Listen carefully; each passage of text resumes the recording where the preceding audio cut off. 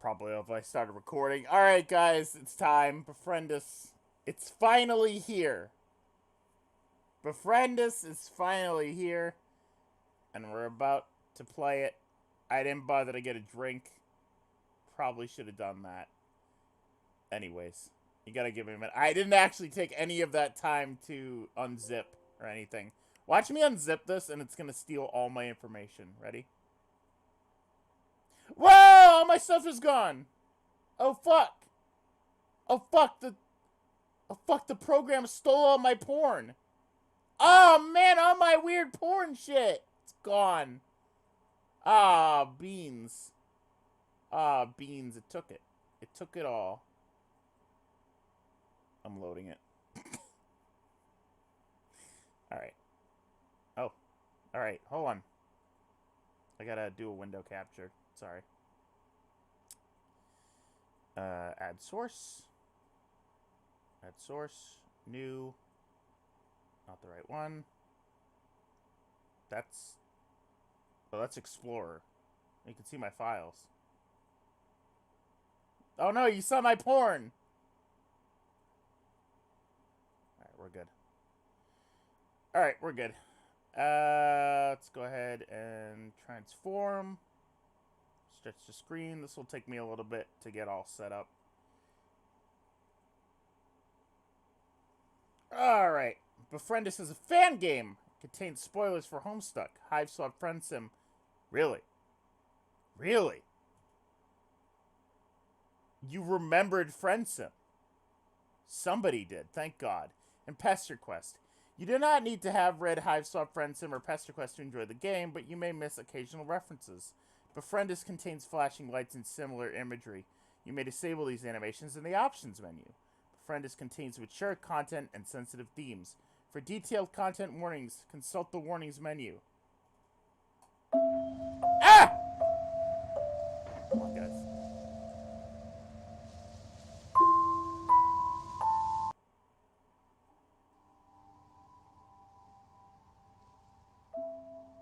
Yeah, don't fuck with us, Friend Sim fans. There's 5 of us, and we're not very strong. Uptime.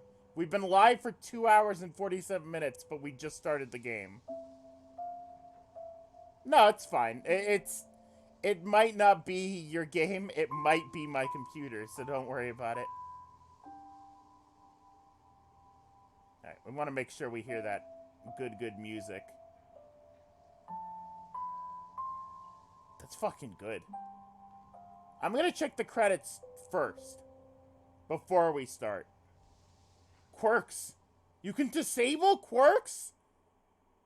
Holy shit. That's a really good setting. Wow. That's a very good setting. I like that a lot. We'll see how bad I am at my tuna. How about that? Flash, we'll turn it on. Text color is good. Dancester puns.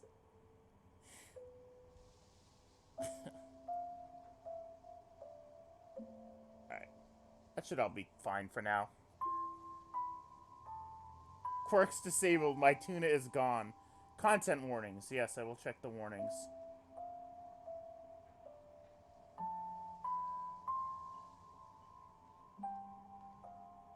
This music is very good.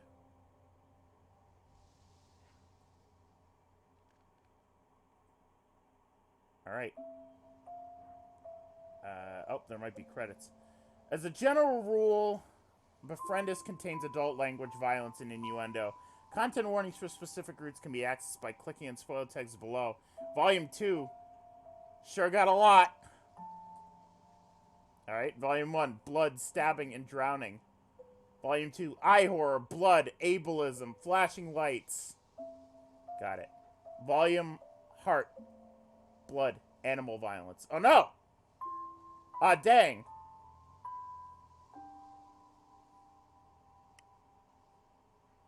Alright. Now I'm wondering if we should check the credits.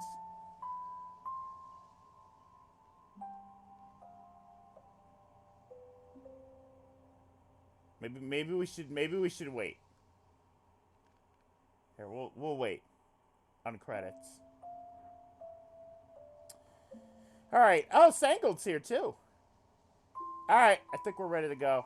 I should probably get a drink. This will only take me, like, 1 minute. Unless I have to refill my Brita. So just listen to the beautiful music while I go get water. Hold on.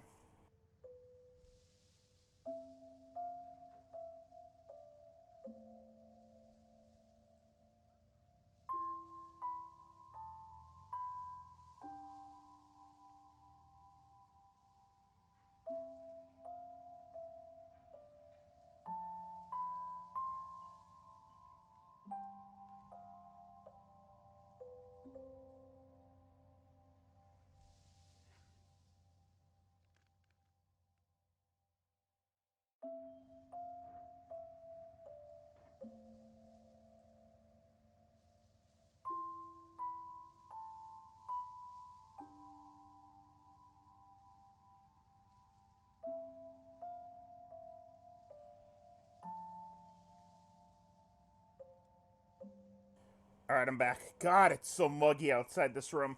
I had my air conditioning on, and I went out to the kitchen, and I felt like I felt like there was like a fog. Alright, we're starting. Let's go. How's the audio, by the way? Should be good. There he is. You use the old MSPA face.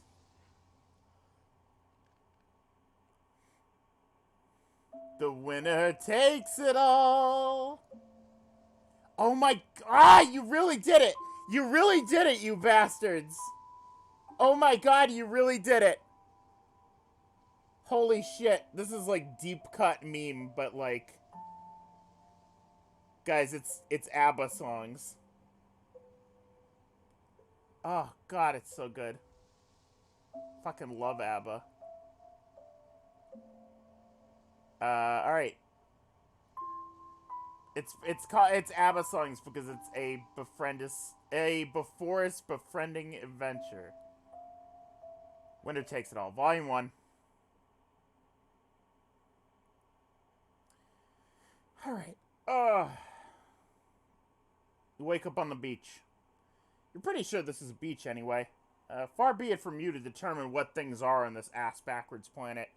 Maybe they call these things sea body borders or some inane horseshit like that.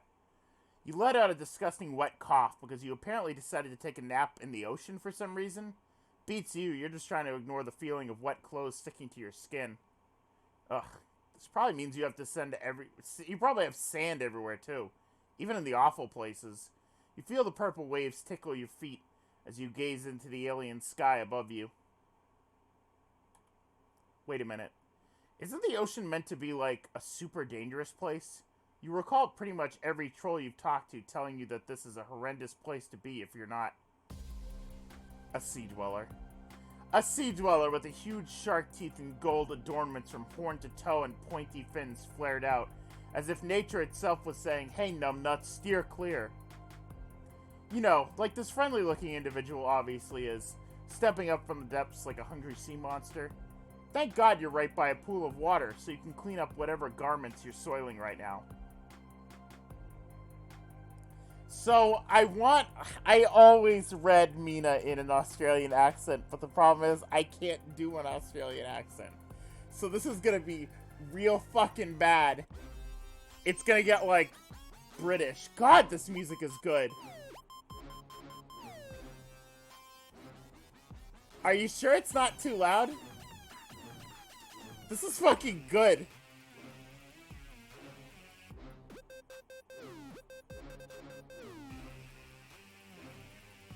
Holy shit, this music is good.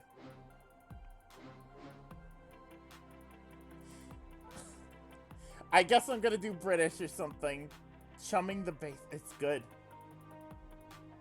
Well, well, well. I can't do it. Can't do it. Whale times 3 combo. Look who finally decided to come back from Snoozeland. Does she want an answer? You You can totally answer, provided she doesn't give you the pointy end of that two-fold fork she's got there. It looks very nice, by the way. Really, brings out her complexion. The laugh you get in response is a very shrill and piercing, which you hope isn't a theme she has intentions of continuing. You're good without piercings, thanks. Damn little freak, guess I can't bring myself to krill such a intense bootlicker. Not yet, anyways. That don't answer my cue that I'm gonna need you to real quick. God, the fish puns. These sprites are really good.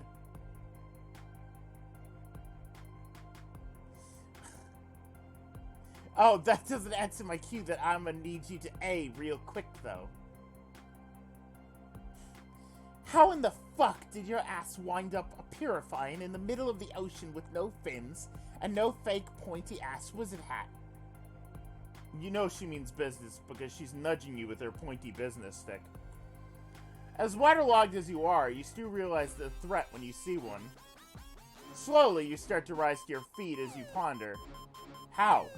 How in the fuck did your ass wind up purifying in the middle of the ocean? Your memories are very unclear right now. Big fucking surprise given your track record. But right now you're chalking that up to recovering from drowning, as opposed to, like, plot bullshit. Your best bet is plot bullshit, and you really wish you had less ridiculous sounding answer for her. Oh boy. Well, good place to save as any. Thank God for Renpy being basically the same for every game, huh? Alright guys, which one are we picking? Are we gonna go into excruciating detail, or are we gonna be vague and wishy-washy? Merm says death end.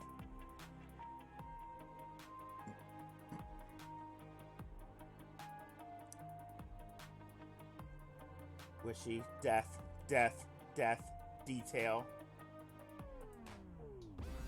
Vague. Alright, we'll go with vague and wishy-washy. Okay, be cool.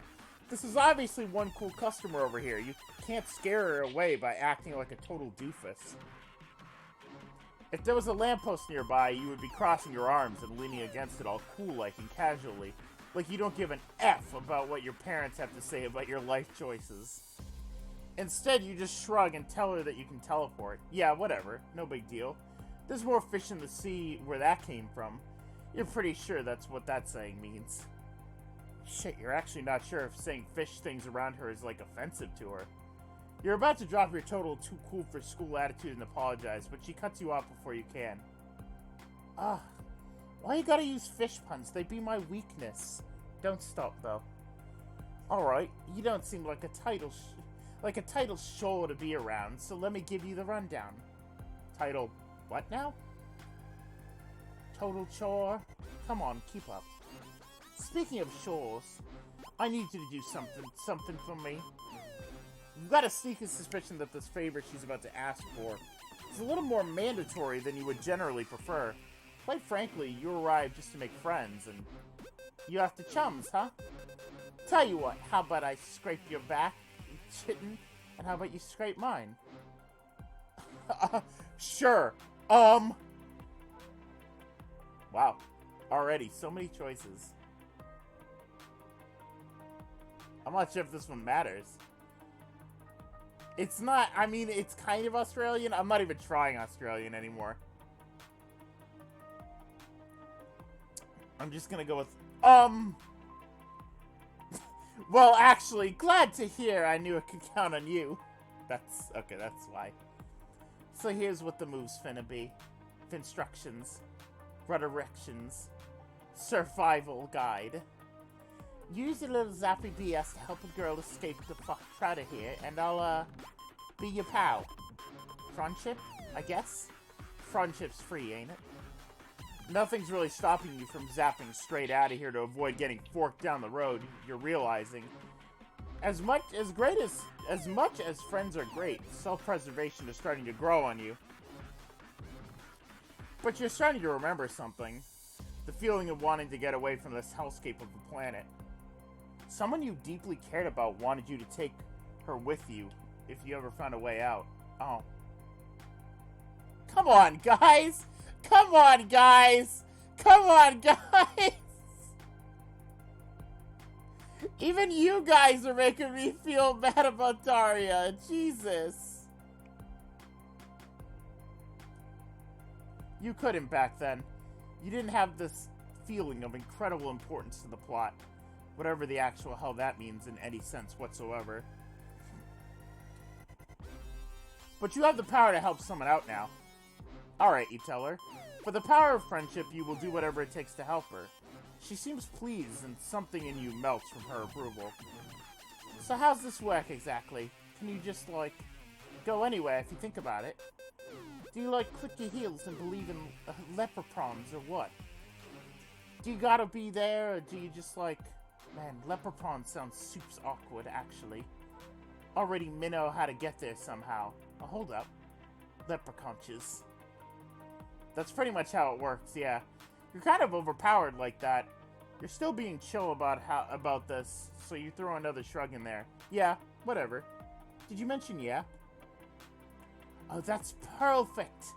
F yeah, beaches. First order of business, my palace. And make it snappery. You give her a salute and hold your hand out for her to grab onto. She doesn't get what you're going for a second and gives you an incredibly half-hearted high five. There is literally nothing more unpleasant than a soft caressing high five from a recently resurfaced fish murderer. Her hand's still super wet from just having resurfaced. You're staring at each other awkwardly. You feel like crumpling up like a soda can as it slowly dawns on her.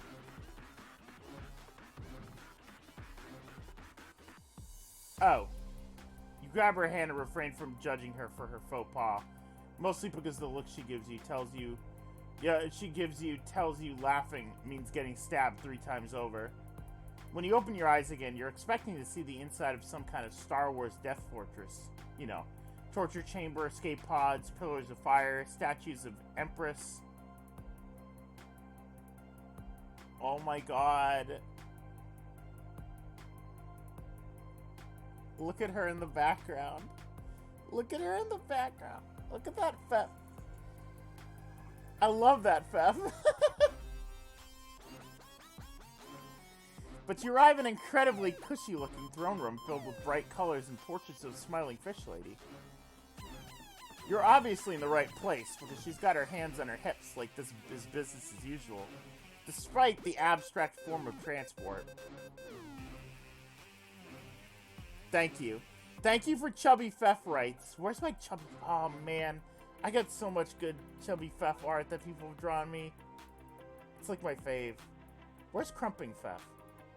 It'd take me too long to find. Damn, I wish I had Crumping Fef.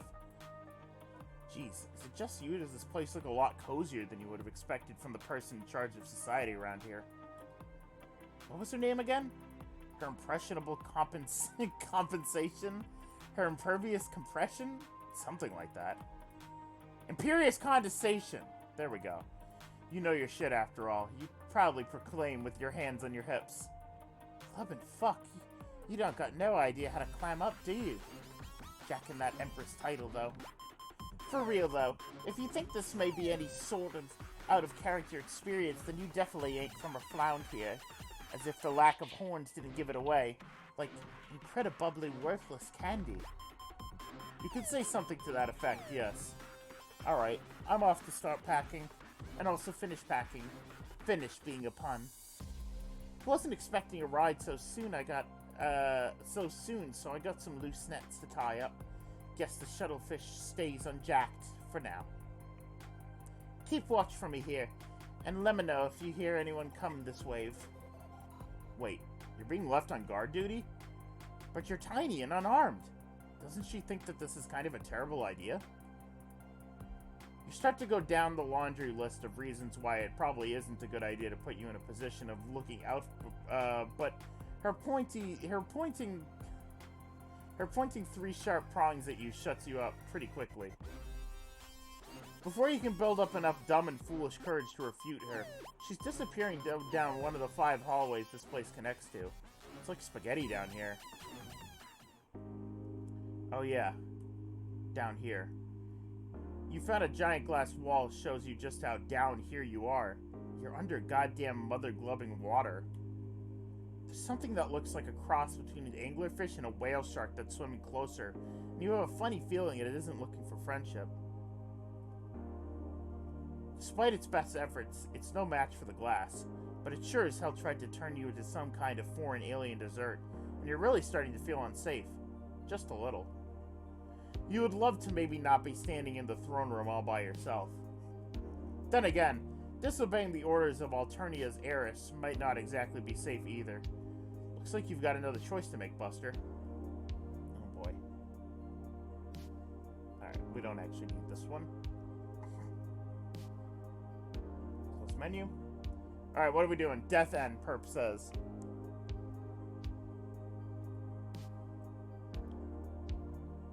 Death? Death End. Stay put, dumbass. Thank you, Isu. Death. Again, as usual, none of this helps me.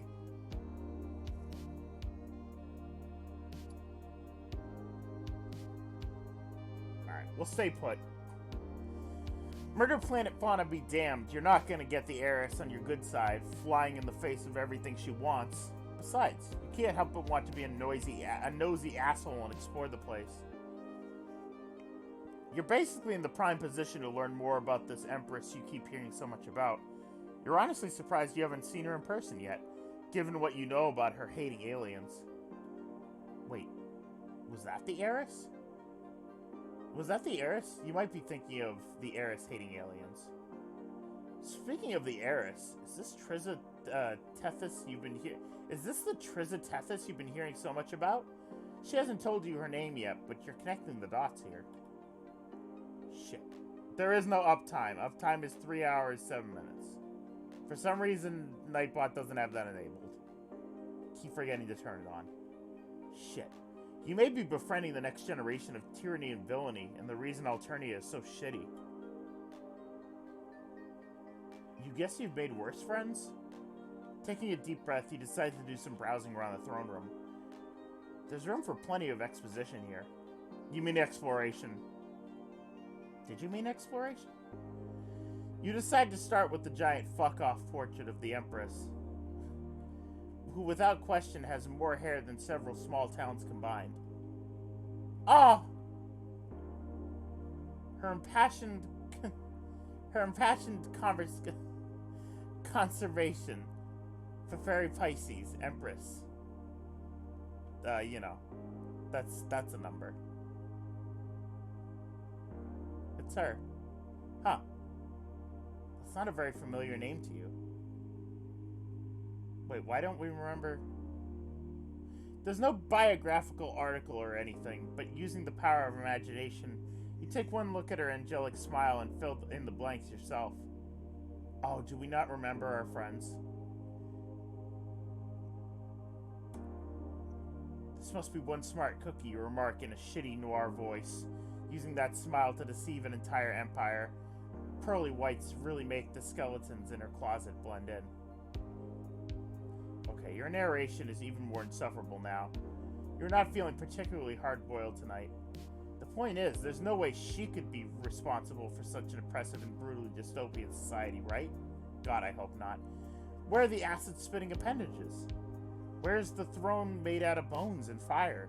You've not seen one doomsday device yet, and you're feeling so ripped off. You keep walking down the hall and interpreting the various decorative displays like you're in a museum of underwater death. You see Hick cuddling a giant spaceship wearing an incredibly poofy... Oh, her Imperial Condensation. Cuddling a giant spaceship wearing an incredibly poofy and colorful ball gown, holding a freshly baked cake. Oh, here's something juicy. She's sitting a tiny thin grub with pigtails on her lap. It looks freshly hatched. It's been vandalized with a fuchsia marker to make this grub look more... How do you say this? There are sharp teeth and angry eyebrows messily scrawled over the grub to make it look like a way more terrible person. You wonder how that heiress feels about this. If that grub is hers, she must be pissed. Off the walls livid. Flames on the side of her face and everything. You consider telling her about this flagrant abuse of royal property, but you don't exactly feel like the messenger for someone with a seeming love for stabbing things. Or people. Or you. By the time you make your way down to the museum-esque hallway, reading up about the Squidlian peace treaty, you've had it up to here with the history lessons. You've also been standing around for a long while reading boring bullshit. You haven't read a single word about anything remotely violent, and after all your time spent toughing it out on Alternia, the lack of bloodshed is threatening to bore you. Yikes. You like to take a seat on the throne, since it's really the only place to sit down in this room. You don't think anyone will mind. You've got quite the renowned ass in some parts.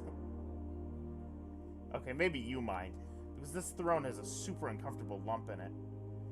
Can't see anything out of the ordinary? You pat the throne down, and you definitely feel that lump in one very particular spot. Is there something hidden under the cushion? Oh. Oh. Oh. I know what that is. I know what that is. So for anyone who doesn't know, they've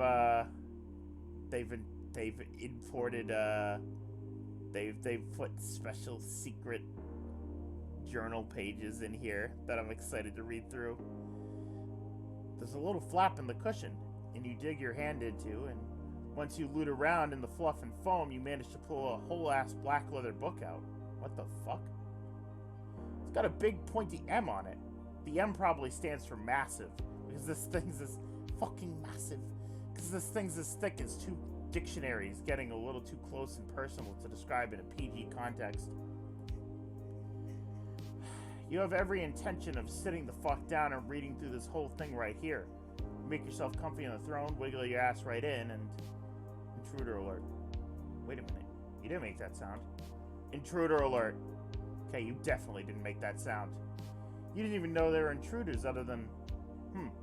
This presents a problem. Oh, fuck! Before you can continue boggling vacantly, a swarm of 3 bulky-looking drones bust open the giant ornate doors at the end of the hallway. That gets your adrenaline pumping somewhat. Fuck! In a panic, you tuck and roll behind the nearest cover, which in your case happens to be a fish-shaped shrub.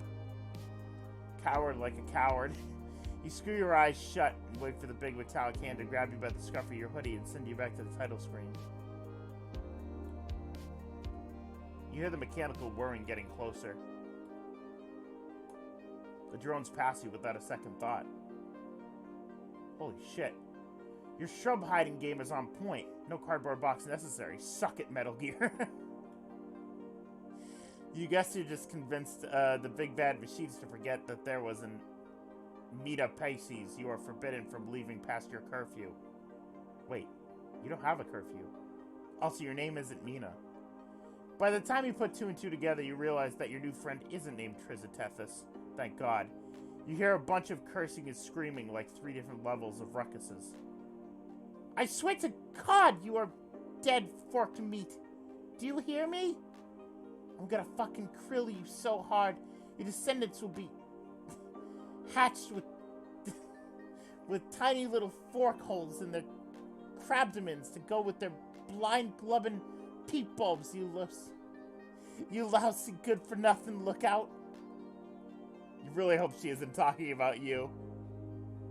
Peeking over the aquatic-themed foliage, you catch 2 of the hulking machines dragging a thrashing and screaming Mina out. Oh God, what have you done? You can't imagine what horrible fate awaits her, but you know that you're not going to let it happen on your watch, even if moral compass is questionable at best. Taking exactly 0 seconds to think your plan through, you zap right in front of the drones to block their path. Hey, you say, let my friend go, shit! Without skipping a beat, one of the drones extends a mechanical arm and bonks you on the head, instantly knocking you unconscious. Thankfully, being unconscious means you don't hear the rest of the extraordinarily unpleasant speech Mina gives you. Something about various methods she's threatening to fillet you with. Some choice remarks about your brain size. When you finally come to, you think you make it out of one of those drone. You think you make it out. You think you can make it out one of those drones in front of you. Oh, you think you can make out one of those drones in front of you. My eyes are broken. It's hard to say, since you may or may not have a concussion right now. You have no idea how concussions really work, and your brain hurts just thinking about it. Or maybe it was just the drubbing it gave you earlier. While you try and rub the sleep out of your eyes, you find that your hands are tied behind your back. No, wait. Your whole body is trapped in some kind of person-sized net. What the hell, you say? The drone leans in a little closer and you hear some kind of high-pitched whirring sound. Is it scanning you? I think it's scanning you. All aliens to be sent to the Fungin until trial. Do not resist. Resistance is silly. You must not be hearing the drone right. Fungin? Like Fun Dungeon? That's totally what it is, isn't it? Ugh, you hate plays on words. Zap out of here.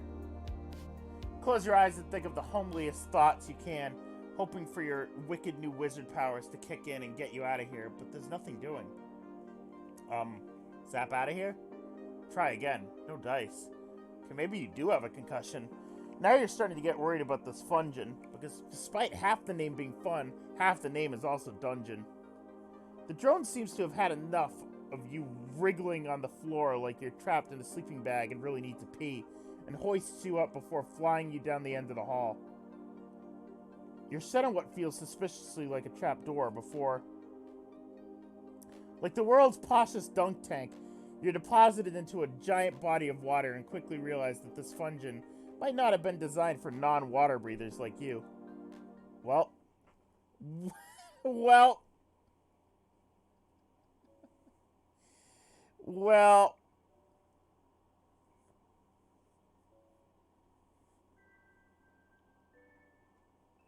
Get dunked on. Do-do-do. Hold on. Do-do-do-do. Love that guy. Love that guy. I love the skeleton man. Oh, there it is. It's appeared. We'll get to that in a bit. I have to decide.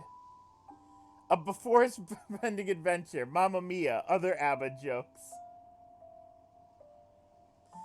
Alright. Let's get the insta-death. Go into excruciating detail. So, you tell the Sea Dweller with a renewed vigor, let me tell you about a homesick traveler crash landing on an alien planet. She already looks incredibly done with whatever bullshit you're about to subject her to. But it's okay, you assure her. The story involves, explosions, action. Teen drama and heartbreak? Is that something she'd be into? I'd be into Yo Lucis. Shell, LMAO. Joke's on her, you don't have a Lucis.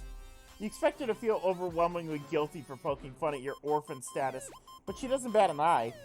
What, no apologies or comments about how sad that is? Fine, alright, you get it. You've got a story to tell anyhow.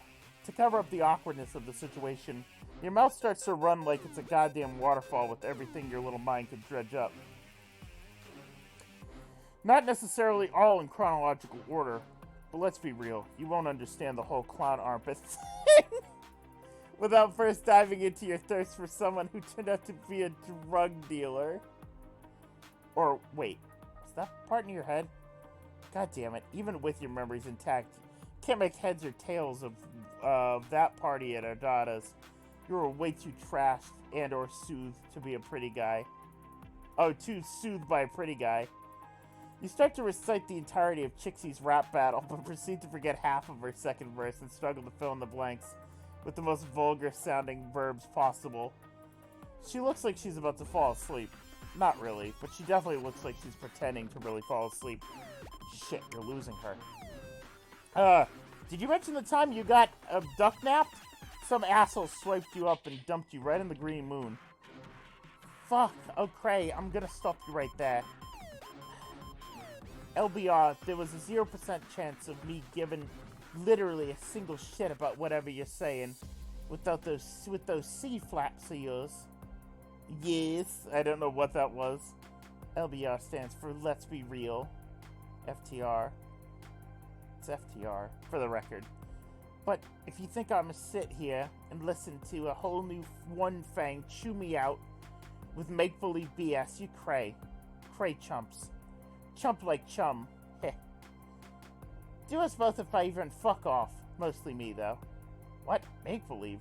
This is all real as shit, you assure her. Do you think you could make up an underground sewer flood on the hunt for hot dogs? Okay, maybe that sounds somewhat unrealistic now that you say it out loud, but... maybe you still got some water clogged in you.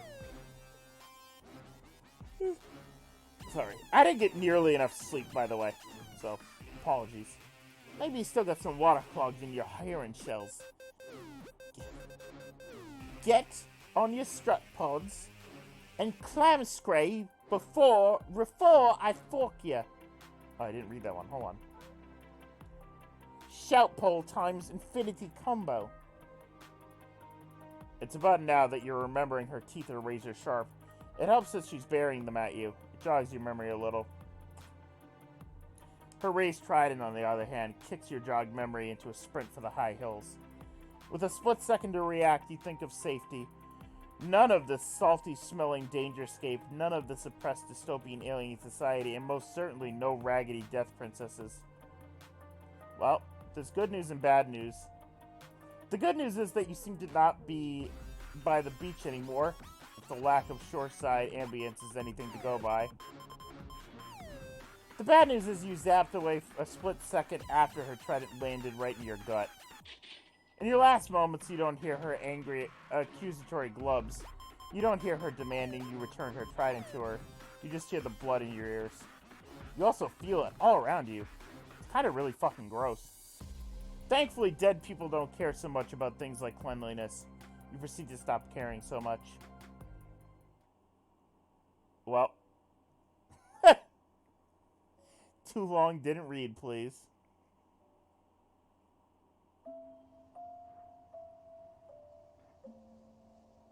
Two deaths so far.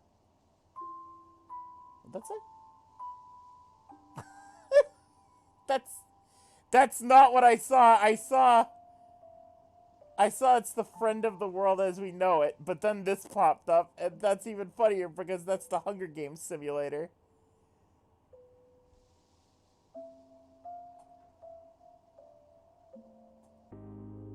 Alright. Follow her to her block.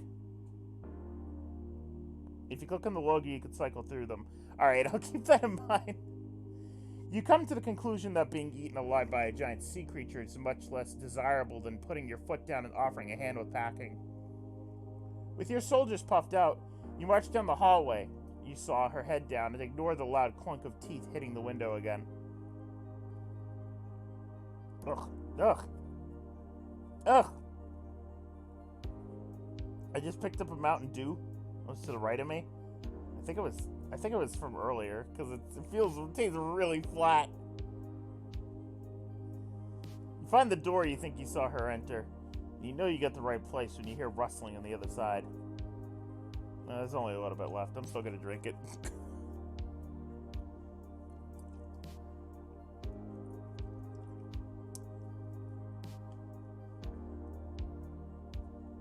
Shut the fuck up, Purple. You know what this tastes like? Without the bubbles, it kind of tastes like an Arizona iced tea, a bit.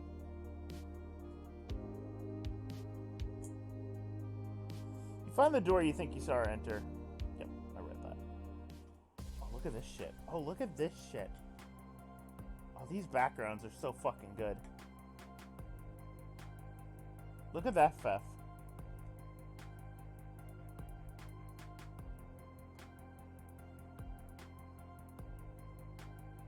So much going on. After knocking to respect your privacy, you assert your dominance over the narrative by entering anyway. This doesn't exactly mean... That reminds me of the Fairly Odd Parents scene. That reminds me of the Fairly Odd Parents scene. I'm respecting your privacy, but I'm coming in anyway. This doesn't exactly make your friend feel like she's won the lottery. If the look she gives you is any indication, Probably is. She stops shoving the belongings of her whirlwind-struck hive into a suitcase to glare at you. Man, what in the glubbing fuck did I just say? Pretty sure I used non-fish words, too. Do you got someone on your tail or what? No, nothing like that. She's good to keep packing. You just wanted to keep her company, and also maybe help her out. She seems like someone who would appreciate some free labor, so you do your best to sweeten the deal with that very logic. She stares at you long and hard, but ultimately decides that kicking you out isn't worth it. She cocks her head to a big golden suitcase lying open and half stuffed with trinkets in the middle of the room. Oh, did I skip one? Hold on. No. Alright, fine. I've had it up to here with doing this bullshit by myself anyways. Just don't fuck this up, right? Shove anything valuable looking, because I'm taking as much of this block with me as I can. Is valuable lookable to abstract? If it blings, throw it in. Even an obedient suitcase packer. Ever an obedient suitcase packer, you start rifling through the absolute mess of her bedroom floor, try to cram it into the already stuffed suitcase. Hi, Sippy. The tridents are unfortunately like 3 times longer than the suitcase is wide, so you defeatedly let them just roll off and clatter to the floor. You settle for a few baking apparatuses. Apparati? Instead. Whisks, spatulas. You see something that looks like a remote control, but with legs. Speaking of taking her with her, though, that does raise a question. Where is she taking all this junk to, exactly?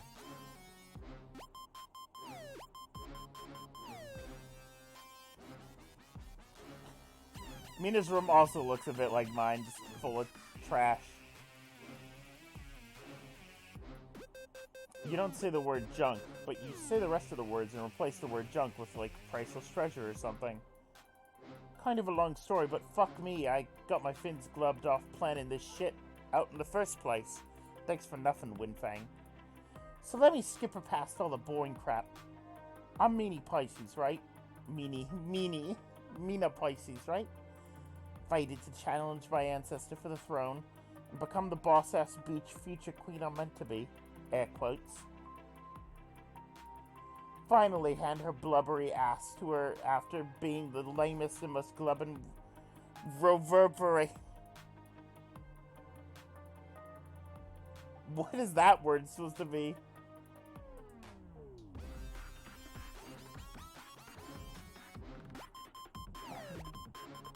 Oh yeah! I'm dumb. Glubbin' rover-bearing guardian a punk gal could ever ask for. Which I didn't ask for the record. But man, like Glubbin' sigh if there ever was one. That responsibility sounds like nothing but bad news from where I'm sitting, and trust me, I'm sitting pretty. Alt pun. Responsibility. Some running away. Clam scraying, bitch. Oh, wow. You guess you should have seen that coming, because she did mention escaping. When you're a brutal fish princess, there's really only one form of escaping other than going to prison. Is she sure about this? You muse to yourself while examining a bundle of old shitty rope looped into a lasso. Being the ruler seems like it's a pretty sweet deal to you. You're actually not sure if this rope is all that important, actually, so you dump it on the floor at your feet. I mean, ruling sounds dope in theory, but being in charge only rules if the peeps are bossing you around are worth commanding, which they ain't. Besides, the best part of being in charge is having the freedom to do whatever you want with 0 repercussions. Which is why I'm doing Ain't It. This all comes off as incredibly immature to you, so you guess that Mina of all people stepping out of the running for ruling this place isn't actually the worst thing in the world? Okay, so maybe the best part is telling other peeps what to do, but close second. Silver medal and all that. Maybe I could fly some suckers up to order a round. You're suddenly feeling much better about helping her drop out of the royal running here. You pick up a hefty metal sphere and inspect it curiously. You ask her where she's running to while you try to determine what the hell this thing is. The moon. Excuse you, but what? In your stunned disbelief, your butterfingers lose grip of the orb and Mina flips out when she notices. Hey! Careful with that! She visibly flinches when it clinks against the ground, but nothing seems to happen. Well, that's a lie. You feel a throbbing pain in your foot from the area of impact. You're hopping on the spot in pure fucking agony, actually. Once she notices the fact that the damage is minimal, she deflates at a pace you've never seen before. Careful with that shit, damn! In a huff, she swipes the ball from the floor and stashes it somewhere? You didn't quite see where while you're nursing your injury. The moon is right. The moon is right. The moon is right. And you take the moon and the moon is right. Do you want to blow us up or what? Why the hell does she have a bomb in her block? Last resort. Might come in handy for the whole escape thing. Where was I? Right. Escaping. She said she was going to the moon? Yeah, the moon. Ain't no thing. Pink glowing ball in the sky? That's not a word where you come from, or alien terminology, I guess. Walians be whack. No, you know what the moon is. The problem isn't a lack of knowledge. Then what's with you being all bug-eyed and shit? You think I'm dumb enough to run from the Fintagalactic throne by just moving up and moving down a suburb? Scratch that. You think I'd stay on this dumb fucking hell rock if I could? You sure ain't think pans of this ocean. Operation,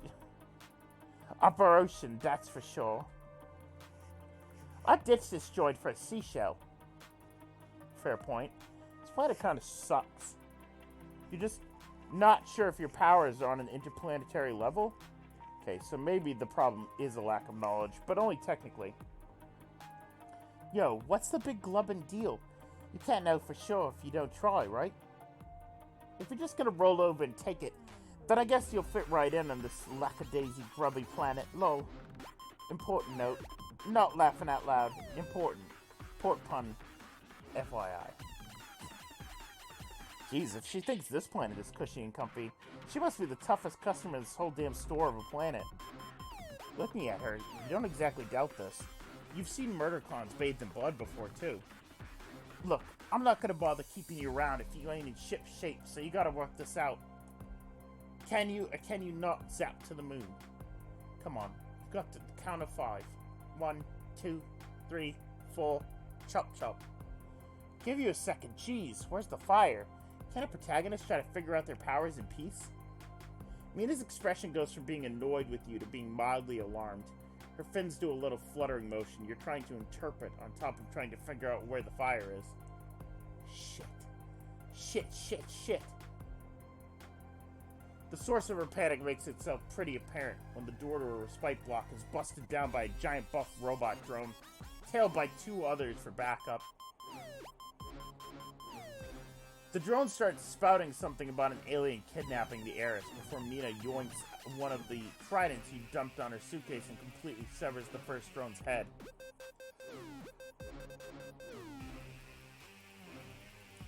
Guess the cake's done. Stuck a fork in it. Bon appetit, bitch. Its speech slows to a slurred, glitchy crawl as its metallic body drops dead. In a heartbeat, the suitcase vanishes into a pink card-looking thing and she makes a run for it.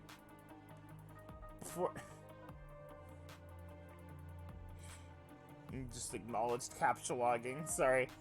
Before you can accuse her of leaving you behind, you notice that she's got a tail of her own. Of rope, namely. You look down just in time to see her foot in the rope loop before you're forcefully dragged behind her. Springboarding off the first drone corpse, she slides under the other 2 like a baseball star, subsequently dragging your face across the floor in the process before sprinting off. Your helpless body is colliding with all sorts of decorative furniture on your way out. Holy shit, how strong is this girl? She's like 13 years old and she's hauling you behind her like she's flying a kite. You feel a sharp tug on your leg as she drags you closer to her, which you're thankful for because the drones are hot in your tail, and more are starting to emerge from various side entrances. Soon enough, you manage to roll and stumble onto your feet, but you're still having a hard time keeping up with her running speed. She's really going for it. It's like you're running after the bus you just missed. Except, you know, with incredibly deadly stakes. Hey, Hornless! She doesn't bother looking behind her, but your panicked response lets her know that you're present and accounted for. Ready to find out how powerful you really are? It's sink or swim here. That's an awfully ominous statement. But when you realize what she's holding, your choices are clear. She's holding the bomb from earlier. Except the little glass light on the side is blinking, which obviously means an explosion is impending unless you do something and you do it fast.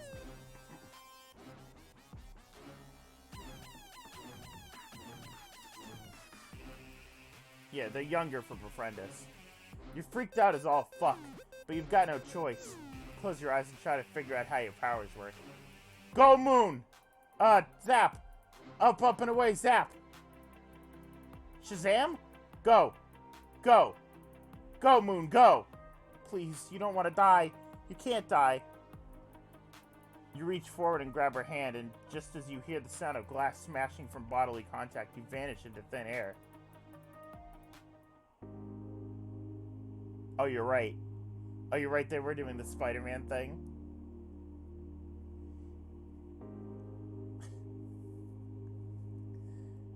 Your forward momentum ends up sending the both of you skidding along the lunar surface before the two of you slow to a stop in a pile of limbs and post-adrenaline exhaustion. When Mina sits up, there aren't any words for how shocked she looks. She's staring at the ground. It's pink and crusty. And slowly, her head tilts up and notices the giant celestial body in the distance. Holy shit, we're on the moon. Holy shit, yo! We did it! Yo!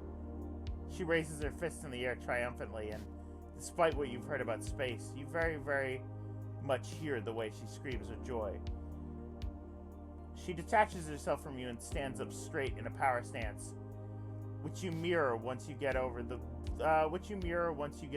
way every part of your body aches. Eat a load of Moby shit! I'm home free! Yeah! The display of great maturity and wisdom, she flips her home planet off with both hands. You know what? You do too.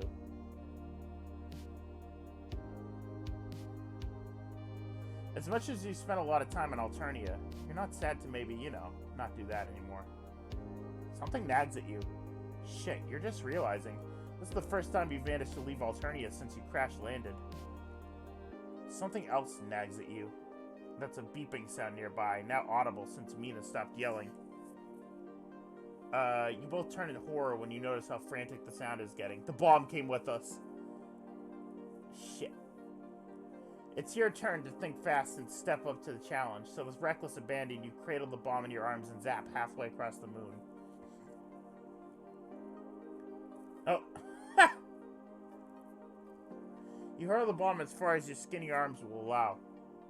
You're so quick thinking that you barely register the fact that you're facing a huge stone temple. Oops. But the boom, the temple's no more. Instantly reduced to rubble. Holy shit, Mina was going to kill herself if things went south? With your heart crawling into your throat, you retreat. Mina seems surprised to see you return, but she gives you a satisfied smirk when she assesses your alive status. Yo, Zappy! Mina pipes up and points at the giant planet in the sky. No scrub. Well, I mean, scrub was never going to be a thing. We just brought Mina to the moon. Ever seen the blowhole thing at once before? Ever seen the blowhole thing at once before? Meh. Blowhole be kind of a stretch. No, you tell her. This is the first time you've seen what the place looks like. I think you might have seen a chart once or twice at your friend's place, but this takes your breath away. And not in the outer space way. Yeah, LMAO. Moons be breathable, thank fuck. That's all before us. Ha ha ha ha. What? You don't say that out loud, but you do fall dead silent as you try to decipher what she just said.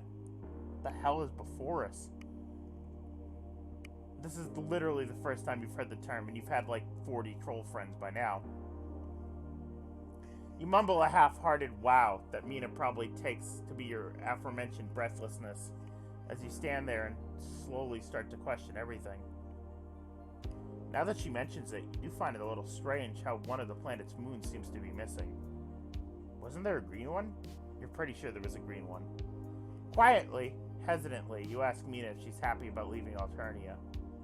The hell is Alternia? More importantly, why should anyone give any Moby give two shits? Sounds like the fakest load of carp guts I ever heard of. Okay, you guess you've got a mystery on your hands. You're just gonna bottle that mental breakdown to open some other time. Right now, you're just lucky to be alive. You're gonna zap back at some point and, like, try to figure out what the deal is, right? But for now, you're sitting down and taking in the sight. Existential crisis or not, space is beautiful. Nothing can touch you here. No one can touch you here. You can't help but wonder how Mina's going to manage all by herself out here, with no civilization to speak of. You wonder just loud enough for you to know that she heard you. You put a Mina on the moon. I'll get hooked up to the net eventually. Net like fishnet. You think I'm dumb enough to plan my runaway for half a sweep without considering that? Trolls got space travel on lockdown. Not that they'll find me here. Interplanet adapters ain't hard to come by when you're rich, LMAO. Big surprise for your girl's fucking stacked. What about her friends, though? She's gotta have friends, right? She mentioned Windfang. You think it's a stupid name, but friends have stupid names sometimes. They're gonna miss her? Isn't she gonna miss them? She flatly ignores your question and goes on like you never opened your mouth in the first place. Either way, I'd still have rather die of boredom and starvation than live hanging, having to wear big poofy dresses, pretending to give a single clamming fuck about being good empress. If I'm kicking it, I'm kicking it with my own pair of boots, you dig? This troll really is ride or die, huh? Get shit done or die, IMO. Guess that explains the bomb. What? No. It'll take way more than a dinky little boom to finish me off. Can't say the same for the robots, though. But I mean, even if I wasn't basically fucking invincible, I'd have the gills to do it, unlike every glubbin one else. Which is why I fucking hated them before us. The Snorris. Nobody does anything. They're all just stand around with their thinking gourds up their waist chutes, hoping someone else will take care of it. Why do you think we got robo-slaves, huh? That or they just ain't allowed to do stuff that's too dangerous, Bath. But that's enough scalding leaf water off my chest. It ain't my problem, no mo. You nod solemnly, and despite your best efforts to deny it, somewhat awkwardly and complacently, you're just kind of naturally inclined to agree with her at this point. Before us doesn't sound like Alternia from what brief and honestly kind of cryptic descriptions you got from now. You can't imagine that planet in front of you, your eyes being anything close to cuddly or soft. You just assumed Mina was really, really hardcore, but you're starting to wonder if something is up. Is this one of those Berenstein situations where you just wake up in some alternate universe? That sounds like a load of hoofbeat shit. You decide that now's maybe the time to head back down and investigate. When you mention such to Mina, she gives you a passive shrug, but coughs to grab your attention before you make a metaphysical jump back down. Hey, real quick, just wanted to say, there's a small pause before she picks herself back up, almost like she's not used to speaking so seriously. I can dig the cut of your jib. If you're looking to study nerd shit, I can hook you up with some glub who knows a thing or two. But let's link up every once in a while, you hear? That's an order. You give her an affirmative nod and a salute. She just rolls her eyes at you.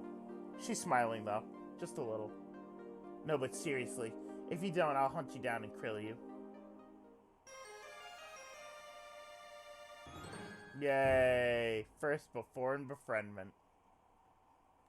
Yay! Friendship. Dolphinately a good game. Probably not an ARG. All that matters is gold. Fuck you. Thank you for playing. Think of the economy of my wallet. Dave. Homestuck Bex. Hashtag fish. There's one good route and 11 Weenie Hut Jr. routes. I mean, troots. Alright. I will be right back and we'll do my Tunis route.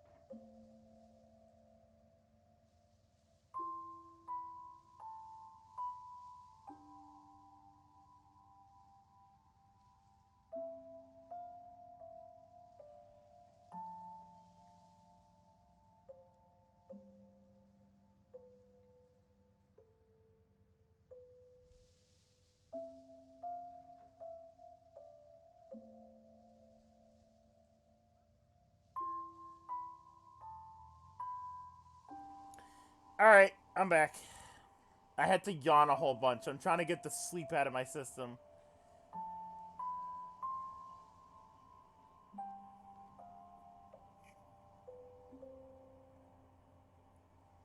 That sounds like a headache, but I've done worse.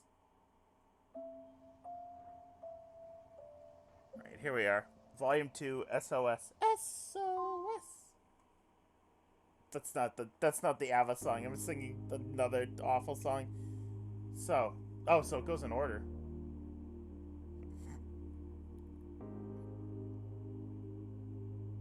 Oh, SOS. So when you're near me, darling, can't you hear me? SOS. I don't know if you're gonna have the energy after Matuna's route, but do you want me to give you a hint about the third route in this initial release? Oh. Oh yeah. Is that like a secret thing you have to figure out how to unlock it?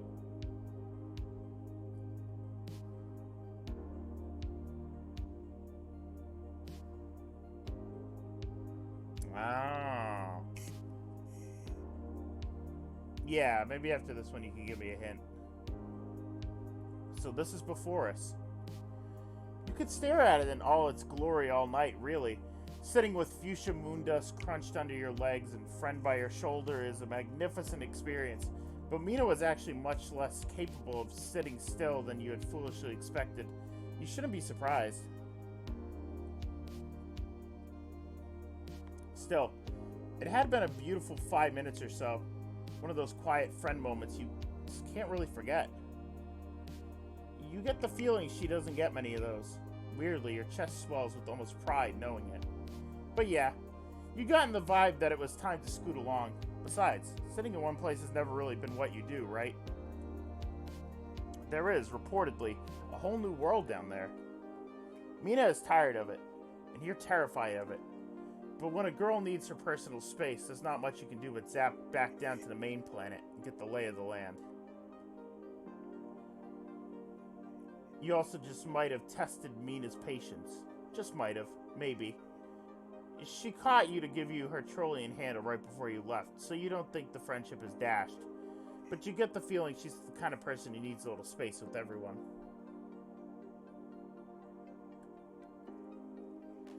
You also get the feeling she doesn't really like answering world-building questions, partly because she told you to your face. Instead, you have what you think counts as a genuine side quest. You've been sent to the main planet in search of Anew Circuit, otherwise known as Snorkit, for the lore dump of your life. Mina didn't seem all too interested in giving you landmarks or anything tangible to focus your extremely foreign new powers on, but you did get the name of a subgrub, so now you're headed to Cuddleplum. Bye, Doodles. How will you know Cuddleplum when you see it? When pressed, Mina said, just look for a bunch of soft-bellied peeps in a soft-bellied building cluster with a sign that says Cuddleplum, Totterbrains. And how will you know Anew Circuit? How will she even, when pressed, Mina said, ugh, for a very long time.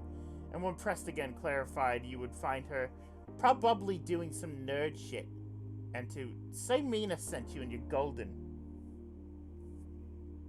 So okay, Cuddleplum, you think. Staring down at the planet as a whole, then closing your eyes so as to not accidentally skew where you travel. Cuddleplum, Cuddleplum, Cuddleplum. You think land thoughts, ground under your feet, sidewalks, not falling into the ocean again.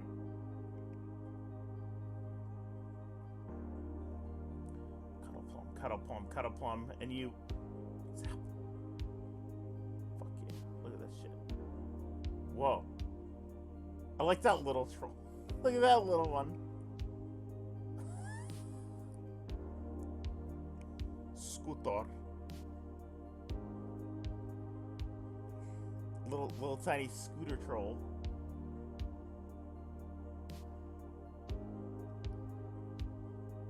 Roni Hawk. Well, it's definitely not the worst thing that's happened to you on Alternia before us, whatever. That zapping is not your favorite part of method of travel. He has a little party hat. Yeah, you're right.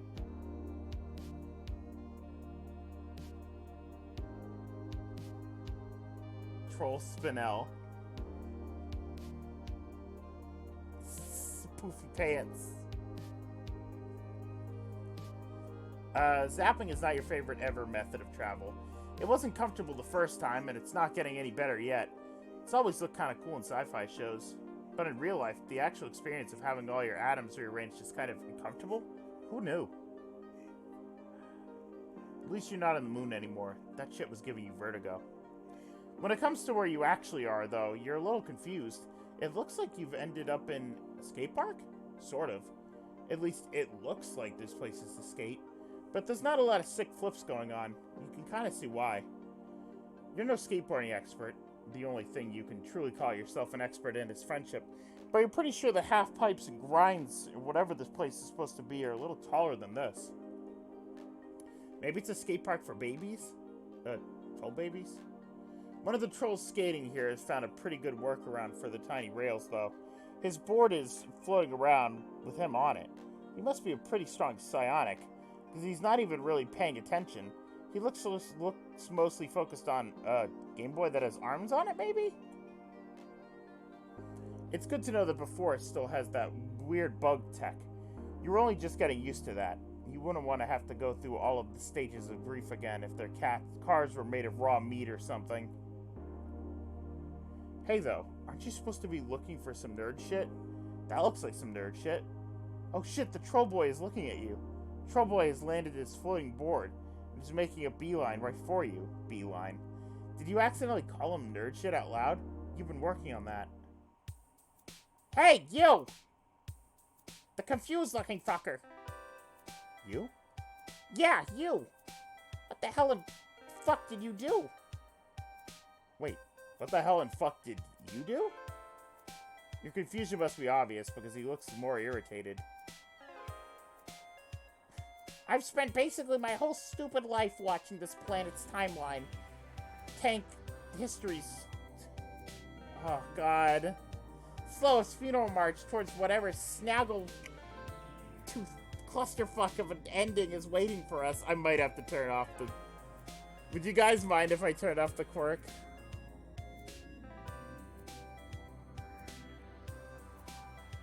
Okay, yeah, this one... Terezi I can do. This one, for some reason, it throws me off. My tunas has always been one of the most complicated for me. It doesn't register in my brain for some reason.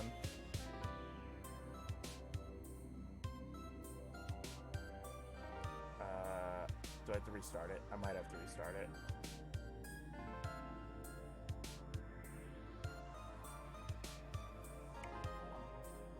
Oh, there we go. Perfect, much better. Towards whatever snaggletooth clusterfuck of an ending is waiting for us. This is a good... Hey,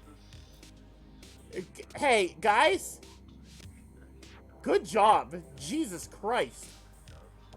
If all the games had this shit for all of the quirks, the music is great, the settings are great.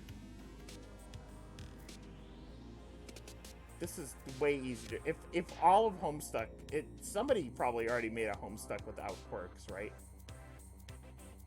This quirk setting is fucking a godsend. Now suddenly, especially for someone as tired as me right now, Jesus. Nothing. Fucking nothing. I can't see anything.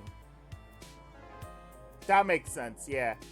I should think about installing that, honestly. Black Void. Kaput.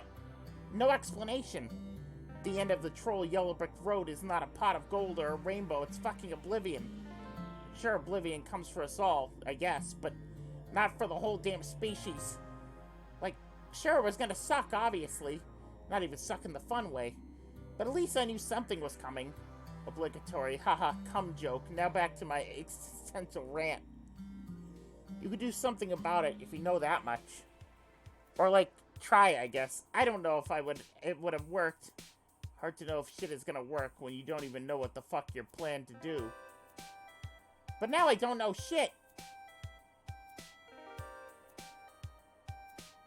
Maybe that add-on will help you get through the Homestuck Let's Read. Yeah, it'll come. It's coming.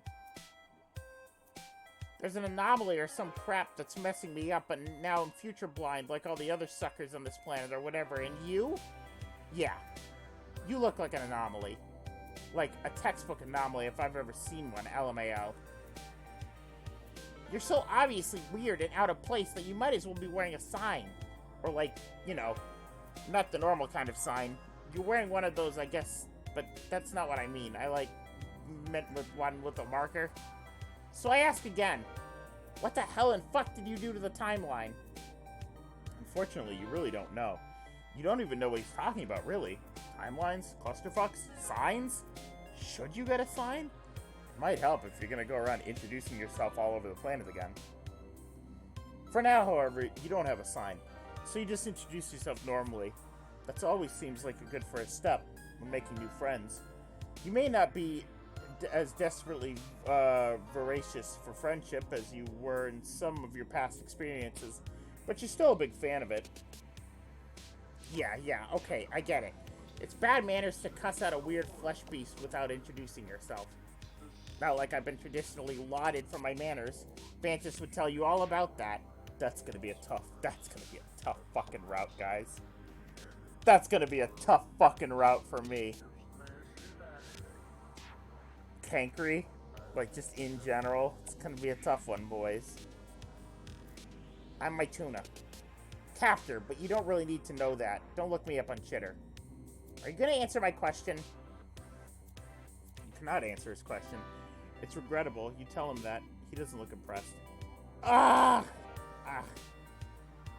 You have something to do with it. I mean, look at you. There's no way you just show up and randomly write when the timeline goes dark. That's way too contrived. That would be awful writing. Game with that plot gets 0 out of 5 grubs. Fine. Okay, it's fine. It's not fine. I guess we just have to figure it out then. I wonder how Kurlos is gonna happen. That's a thought. Maybe Kurlos and Mulin in the same volume. And Mulin could translate for him.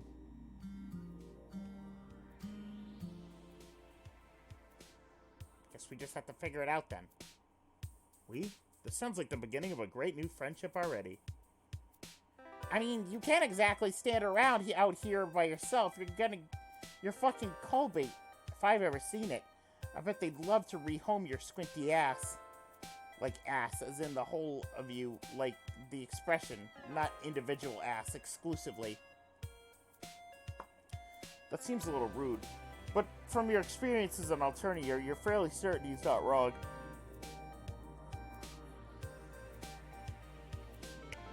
Oh, sorry guys. Forget that. Pretend that wasn't a yawn. It's definitely not the video game, by the way. It's not the video game. I got about 4 hours of sleep, which is not enough for me. I just wanted to be up for Splatfest, and I wanted to be up for this. You were in danger of culling several times. Your new friend sighs heavily. No, it's fine. It's fine. Look. Do you have somewhere else to go? You do not. You just got here. Also, even if you hadn't just gotten here, you're not sure you'd have somewhere to go. You don't think there are hotels here, or at least there probably weren't any on Alternia. You don't know how similar this new planet is. You don't have money, which you would need for a hotel, if there was a hotel, which there probably isn't. You could sleep in a dumpster, probably. A dumpster out behind a hypothetical hotel. You've developed the skills to do that in your previous befriending challenges. Damn, that's sad. You don't have to try so hard, my dude. You were already pretty fucking sad. Look at you. You're an uncertain blob that somehow ruined my timeline. How did you do that? Yeah, so come back to mine. You can avoid being picked up by some waiter looking out for a lap pet, and I can pick your think pan to figure out what the hell you did. Not like literally. Your think pan will stay inside the ride at all times. Still seemed like a pretty sweet offer, especially if he's serious about your think pan. But following random strangers home blindly doesn't always work out so well for you. What do you tell him? Alright, guys. Which one? While you're picking, give me a second. I gotta do something.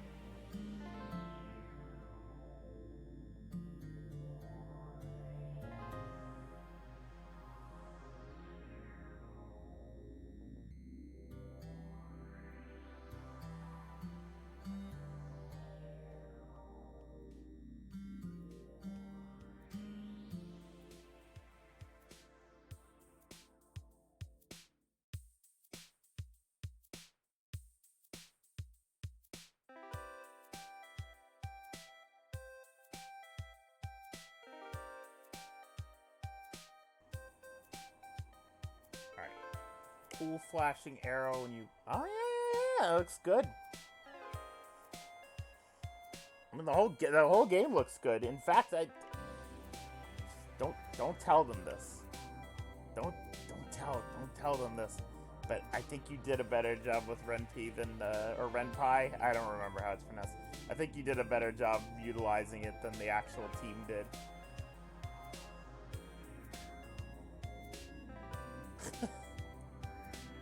Not to throw shade at FriendSim and PesterQuest, but because I fucking love them. But yeah, I think this looks a little better. No, thank you. Actually, I will take my chances in this baby skate park. Well, fuck you, I guess. Fine, I'll figure it out myself. It's fine. That was the plan before, anyway. I got this. Whatever, I'll do it. Good luck with your shit. That's more important than tracking down the end of the damn world, I guess. That looked like a Simpsons face. Hold on. Wow. Never seen anyone skate off with such huffy energy before. You weren't even sure it was possible to storm away in a skateboard. He's not even flying anymore, and he's still managing it. I feel kind of crappy, though, and lost. Like, literally lost. You have no idea where you're supposed to go from here.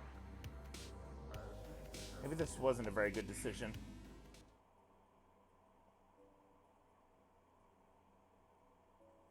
Later, skater.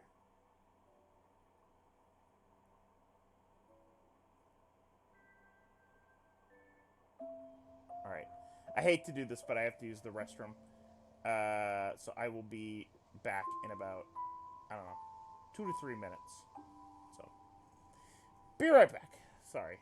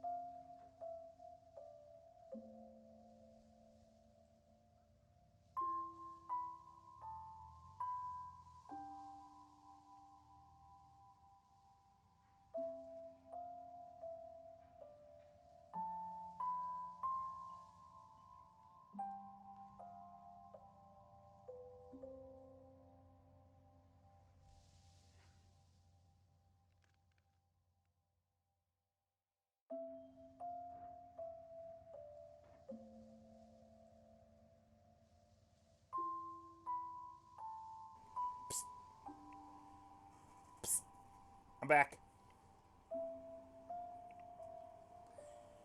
I'm back. All right. Let's get this show back on the road, huh?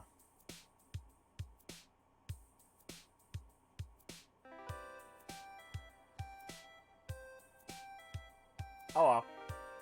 All right. Hell yeah, lead the way, nerd boy. Nice. Nice. Now we're getting somewhere. By the way, I mean my hive. And by somewhere, I mean my hive. We're at a spot in the stratosphere. We're going to my hive is what I'm saying. Climb on the board and hang on tight, flesh beast. We're about to fade to black. We're about to do a fade to black. And then fade into the new location. Maybe a star wipe. Is a star wipe too cliche, or is that like a good irony sweet spot where it's so old it's kind of new and cool again? Like vintage? Vintage can be radical. Climb on a skateboard. You've always wanted to try fading to black.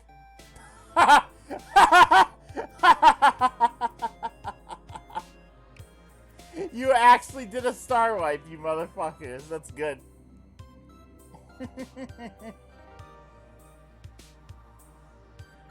I got some, movie magic! Ryan, can you go backwards? What do you mean, like... No, I can't go backwards, Star Wipe, unfortunately. Oh, that Star Wipe is so good.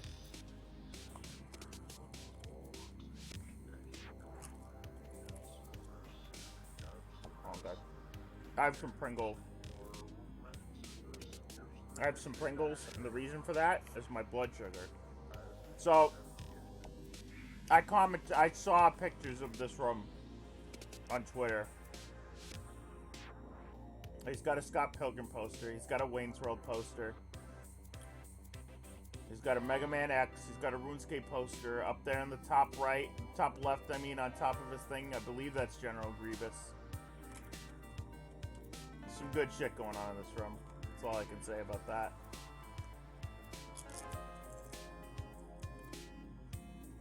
And that's an anime, but I don't watch anime, so I don't know. We just don't know.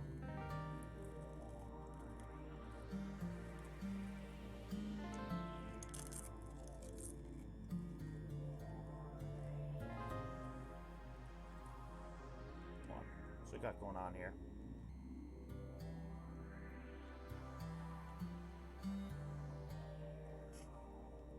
Well, I can't hide him. I'm a dum-dum.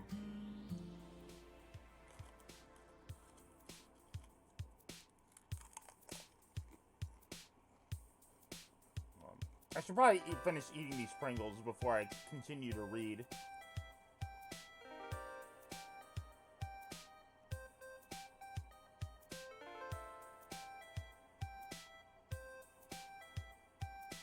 Star White, baby. That was sick, right? Tell me that was sick. Let me guess, you've never been on a flying skateboard before, am I right? I think I could make bank if I started running that as some kind of lift-giving service where I give people a ride from place to place or whatever. What would that be called?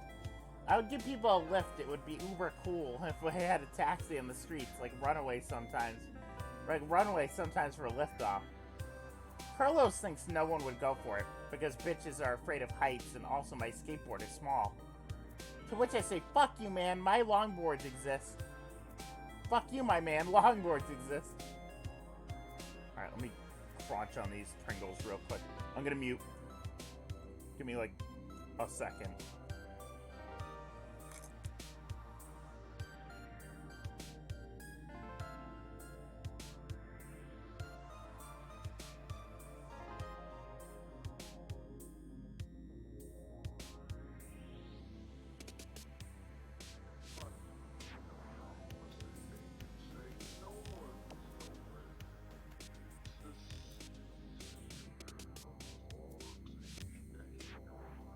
Sorry, I was eating do small.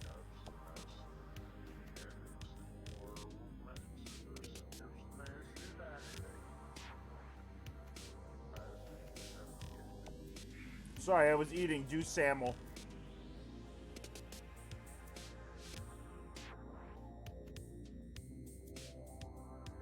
I don't know. You have never been on a flying skateboard before, but you also don't know who Kurlos is. Oh, whoops. Kurlos is my Wario. I actually don't remember much about the Dancestors. I didn't remember that. Oh, you know what that is. Thank goodness you still have a store of previously learned facts, so you don't immediately ask terrible questions again. You might have guessed anyway from how he's blushing. I forgot all about that. Yeah, it's pretty new, but it's also pretty rad, I guess. You know, just two guys getting incrementally closer to face touching. All that raunchy pail tube shit that gets the pusher going. Maybe even a tender handhold. Ha! Actually, don't read these. I was trying to be ironic, but it's not working. Hanging out playing video games or whatever, you know how it is. Probably normal stuff you do with a dude pal you're a little pale for. It's no biggie. Anyway. If you didn't know any better, you'd say Matuna might like his own boyfriend. Actually, you're pretty sure what you're supposed to do with it. You're pretty sure that's what you're supposed to do with a boyfriend. We came in through the window, so my Lucis probably didn't see you, which is excellent. Like, trust me, and stay my block unless I tell you otherwise. It can be kind of protective. Just then, almost excessively on cue, there's a truly terrible sound, a dreadful, dissonant, echoing roar that drops to a growl at the end.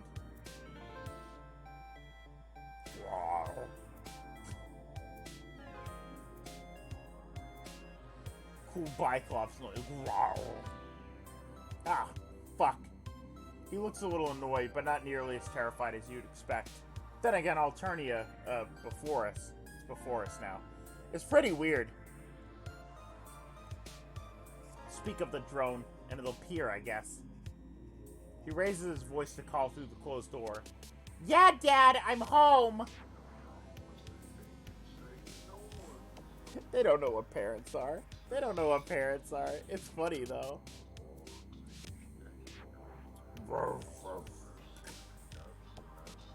What? Yes, I came through the window. Because it's cool as fuck, that's why. If you can go through a window, why wouldn't you? Climbing the stairs is for suckers. There's the sound of footsteps lumbering in your direction, a creak on what might be a staircase. Oh, fuck. Fuck, fuck, fuck. Then my tuna shoves you unceremoniously into the nearest closet.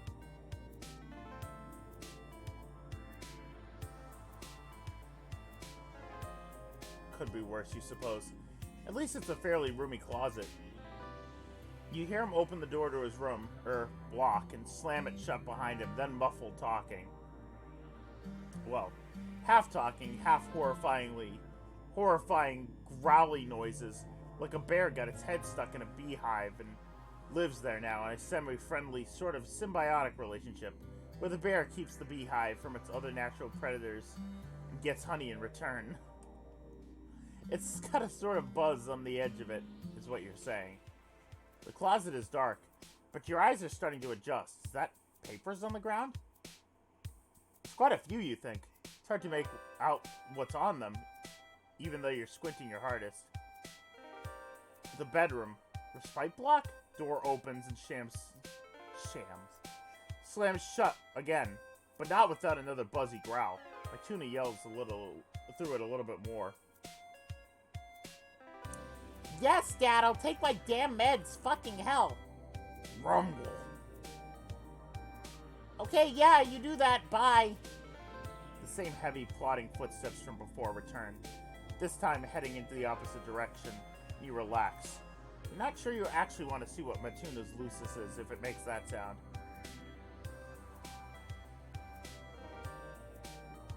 My tuna yanks open the closet door, looking miffed. That feel when your stupid Lucis has to make sure you didn't die skateboarding or whatever. As if my shredding is not the sickest on this side of the planet.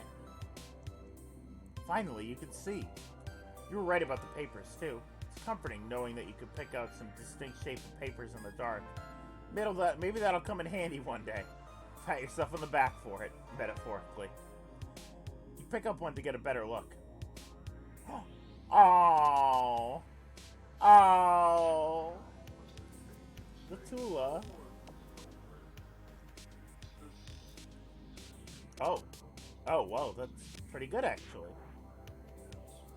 It's only pretty good for a short time, however, before my tuna yanks it from your hands and tucks it under his arm instead. Hey! Don't touch a man's, figure drawing practice. Got a new one. That's like a sacred tool of my artistry or whatever. It's in the closet for a reason. She's doing the Sonic. Oh, was she? Hold on, I need to... Yeah, you're right. She is. God damn it. It's a good drawing. And the troll girl in the picture is pretty. You tell him so. I mean...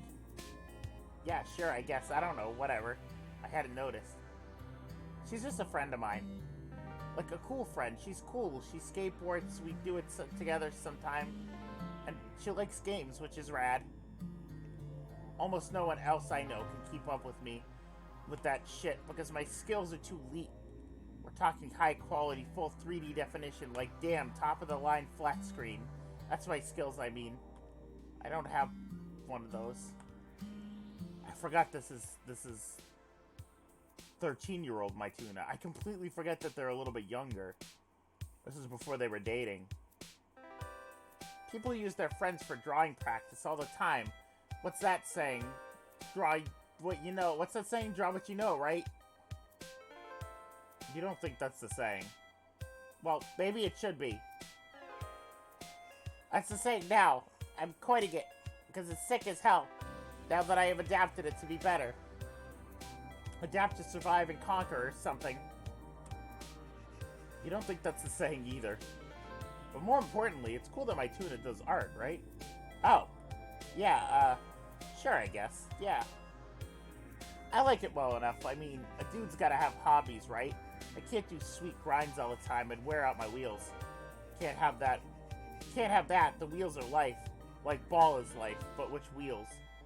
Which is way more true anyway. Sports suck. Who even knows what's happening there? Not anyone. Cool.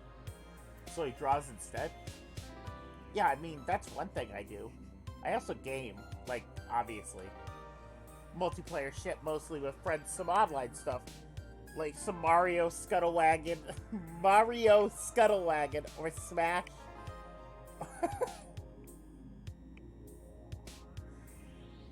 I like how it's Mario Scuttlewagon or Smash. Or MMORPG sometimes. Also, I beat Troll Dark Souls. Basket it, bitch. Did he do it on stream? Did he die to Pinwheel? You have the feeling you're supposed to be impressed by that, but you don't really know why. Time to change the subject. What else does he do? I skate, but you know that. The only other thing I do a lot of is chat online with those losers. Those losers are my friends, like, in case you didn't get it. They're the losers I'm talking about. Because they're kind of losers, LMAO. Not me, though. I'm cool. And Tules is pretty cool, I guess. Also, Kurlos. But, trust me, they're outliers. Tools.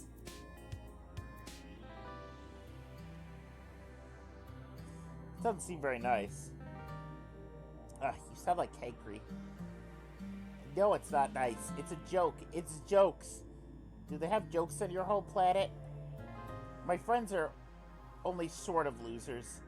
My friends are losers because they freak if I didn't make it to the weekly game night. Which is also how you should know I'm super cool. And because they're messy bitches. And neither you nor Cankry are my losers, so step the hell off. Or learn to detect a funny when you hear one. Anyway. Let's figure out what the fuck you did to the timeline. One thing you can say for your new buddy Matuna, he is a fast typer. He's been on some weird, wiggly-looking computer for a little while now, asking your rapid-fire questions while he's deep cleans the internet. Or something. Combs the internet? Gives the internet a good conditioning? He's looking for something, at least. You don't really understand what still. And he clearly hasn't found it. All you know is he looks kind of pissed. And he's been gorgling. Apparently goggling? Wildly for a few minutes now. Goggling terms like dimension hopping, and when is the apocalypse, and dark timeline, and does anyone else on this Empress-forsaken planet see the possibility of endless doom when they close their look subs, or what? Look stubs, or what, to name a few. The last one didn't turn up much. You don't really get how these websites understand quirks, especially one as complicated as Matuna's. Suddenly he sighs and looks at you instead of the screen. So let me get this straight. You don't remember shit about how you might have violated our timeline with your stubby fingertips? Nope. You do remember what sounds like an alternate fucking universe version of our planet. But you don't see how any of what you did here could have affected us on a grand cosmic, potentially devastating scale? Yep. And you've apparently been just shunted from dimension to dimension by no will of your own, like a hacky sack with no idea what you're doing here, or what consequences your actions might have on other than trying to hang out? Yeah, that sounds about right. And you don't have any known powers. Oh. Uh-oh. Not even a little shitty one, like a miniature grub-sized previously unknown crappy ability? Not unless you count the power of friendship. And, well, the zapping thing? You're not really sure if that counts. It doesn't seem timeline change relevant, or at least not in the way Matuna means. You're fucking useless. I should have known, like, as if I'd catch a break on this shit for once. You said you met Mina, right? Oh, that's right. So this takes place before, Pesterclus. So, he doesn't know he can time travel. You did meet Mina. Ah, fond memories. You remember it like it was just yesterday. It's probably because it was something like a few hours ago. Right. Okay. Mina. Maybe Mina knows something. For once. For real, she doesn't like to help but with shit. Her puns are pretty good, though. Bitch got game. Matuna goes back to typing very quickly. His keyboard makes a slightly squishy noise as he works, which is distinctly unsettling. You'd prefer clacking. This time he appears to be messing with someone on a chat client. Who could that be? It's Mina. Or it will be if she checks her damn palm husk. You wonder what your new fishy friend has to say. You peer over Matuna's shoulder as he taps his fingers on the desk, waiting for an answer. Nothing happens. And nothing happens. But hey, you're not totally sure there isn't just a time difference on the moon. Maybe she's just asleep. Is that crazy chumbucket actually on the moon now? Holy shit, she did it. Yeah, last you checked, that crazy chumbucket had seemed like she was on the moon. She's been talking about that for, like, ever. I can't believe she pulled it off. Okay, Pisces, way to get it done at the worst possible time. Go off, I guess. Ugh. There's a weird pause, where Matuna looks like he might go back to typing, but stops short. He puts his head in his hands, rubbing at the bridge of his nose like he's fending off a headache. All of this is sort of worrying you, honestly. Like, is Matuna okay? Is this an average day for him? You wouldn't know. You haven't seen any of his average days. Ah! When his head jerks back up, you realize he doesn't look mad. He looks scared. Probably shouldn't have taken you so long to realize that. Huh. What am I even supposed to do here? Like what? This isn't a rhetorical question. The suggestion box is open. I spent forever knowing something was going to happen, which, by the way, no one else seems to know. So it's already hella likely I'm just crazy, like flat out a double scoop helping of totally insane. And not even the kind of crazy I'm already medicated for. Which, like, yeah, I guess that makes sense because that would defeat the whole point of this dumb meds. But then it's like, great, the capture is extra crazy. Not even just the usual amount. But on the off chance I'm not crazy, I'm the only person who could do shit about it. Like, this shit has been looming in the shadows of my whole life, and I tried to ignore it, but eventually I couldn't do that. I couldn't dismiss it because it was too real and too big and too consistent. Like, you'd think at least my delusions would mix it up a bit, but no. We can't have that. That would be way too reassuring. And like, yeah, it looked bad and it looked like we were headed towards some hoofy shit, but now it's like, we're not headed towards shit now. Not that I can see. And did it go dark for me? Did it just go dark for me? Can I just not see it? And it's exactly the same? Or is it that there isn't a future to see anymore? Is there a future at all? Is it that there really is nothing at the end of the line anymore? Why? Matuna's voice has started cracking mid-word. You wonder how old he is, exactly. Not old, obviously. You can tell that much. But you don't really understand troll puberty. You're still wrapping your brain around the weird way they count things. What changed? Am I only able to see the timeline and now we're not on that one, so I can't see what's coming? Or is nothing coming? Like literal nothing, like the absence of continuing. Not like nothing happens, which I guess is also a possibility, maybe. And you know the worst part? You don't know the worst part. You think you may be about to find out. Oh, fuck.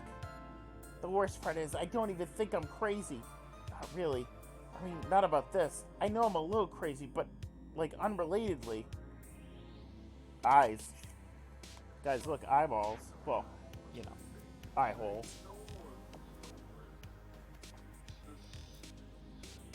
I can entertain the possibility, sure. Like, I know it's an option, but I don't think so. I don't think so. I don't fucking think so. I think it's real. I'm honestly really fucking sure it's real. I can feel it on my pusher. Or, I don't know, some cheesy, sincere shit like that. You know what's...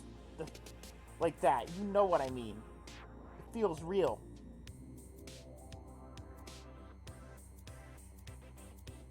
You guys remember when you saw Marcy's eyes? Yeah, God, I do. If that's the case, I have to do something, right? I'm the only person who knows. I can't just let it happen. But now I don't even know what to expect, and I don't know what to do. He falls quiet, but his breathing is still heavy, and he looks, well, real upset. You can't blame him. You're not sure if casual touch is as much of a non-thing of a forest as it is on Alternia, but you take a chance to give him a very gentle shoulder pat. Just for a second, though, because you don't want him to eat your face. You have the feeling you're supposed to say something. You don't know what the best thing to say would be in this situation, but you tell someone who's afraid of the fate of the universe might rest to the scrawny teen's shoulders. How do you deal with something as loaded as fear of the future? Fear! Fear of the future. That's a Phil of the Future reference. I'm wicked tired, Jesus Christ. Well, you better say something, because the longer the silence goes, the more my tuna's shoulders are tensing. He's giving off sparks. Not as bad as when he was yelling, but still. Snap, crackle, pop. Oh boy.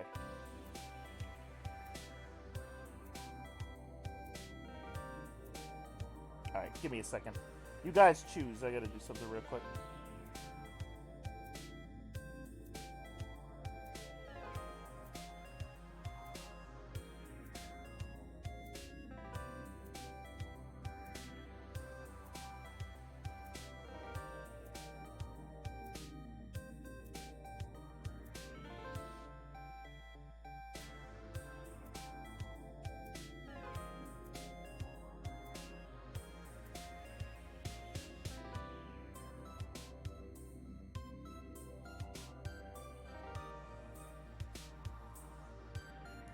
Alright, we'll go with the flow.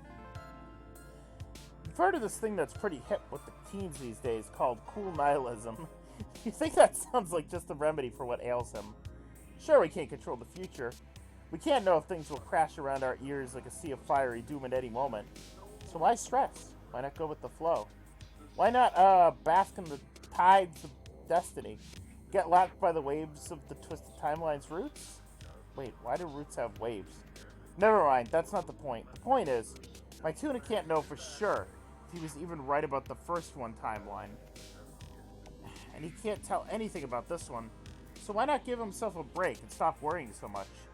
If it happens, it happens. C'est la vie. You think that's the saying? Who knows? Maybe nothing bad will happen at all. And if it does, it doesn't really sound like he can do much about it. You're not telling him to give up.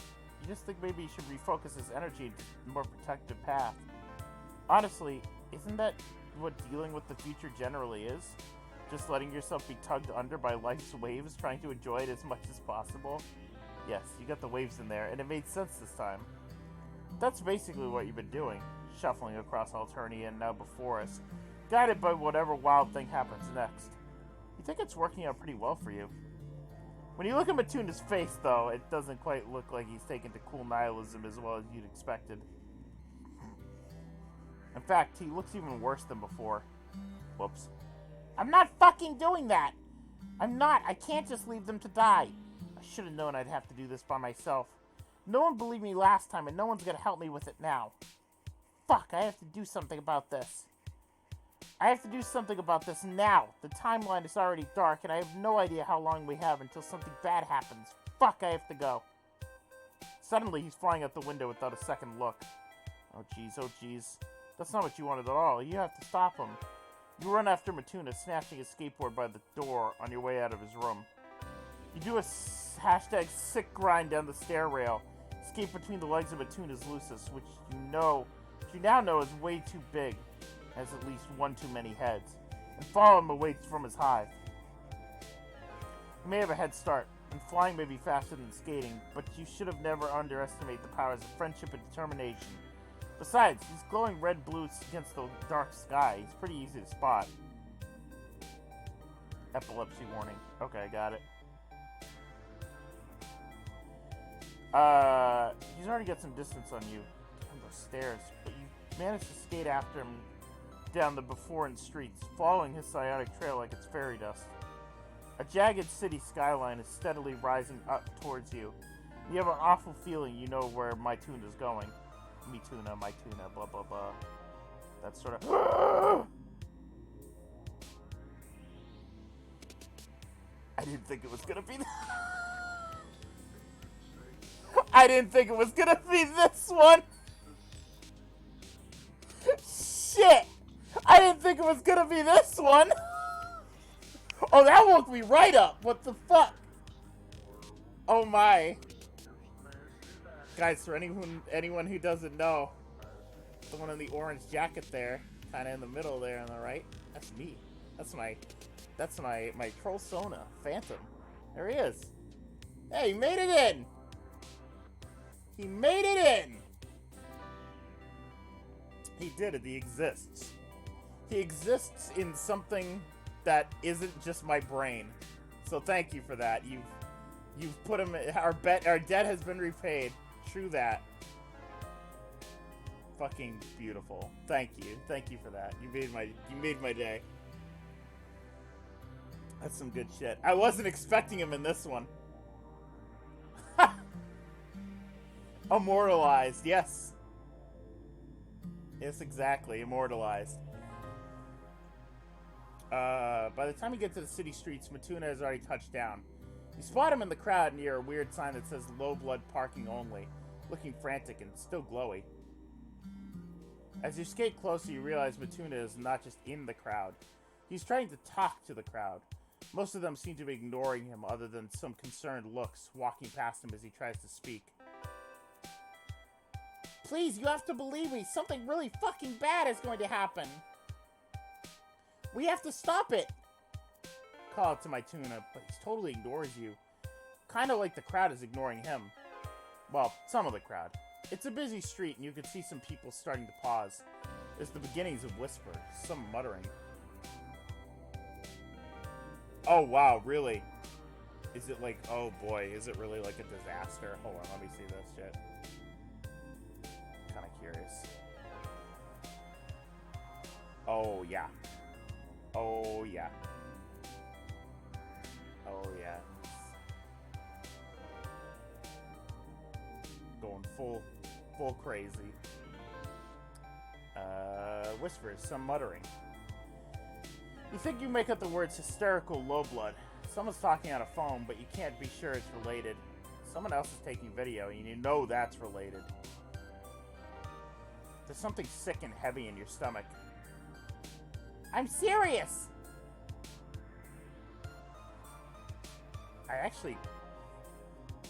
It's easier for me to read when it's all caps. I'm gonna be real. Why is no one listening to me? I'm serious. I'm trying to help you. I don't know how long we have. That's why, okay.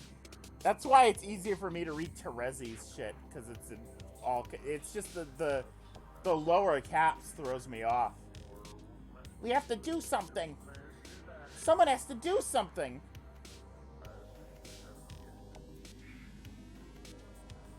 Hi. Awesome. Wow, we're getting a lot of people who worked on this tonight. If you're here, if you worked on this, thank you. It's fucking great. Oh, I can't wait for Mulin. Oh, I can't wait for Mulin. Mulin's one of my favorites. Someone has to do something. Some people are still going about their hives, weaving past Matuna as he sparks and spits. Others are stopping to watch. There's another crest of noise from the crowd. It doesn't take you long to realize why. Oh boy. That's a drone. That might be several drones actually incoming on the horizon. Still far, but approaching fast. Matuna notices them at the same moment you do. No. No, you're not taking me away. You're not putting me on inhibitors. I'm trying to help. Why can't you see that I'm trying to fucking help?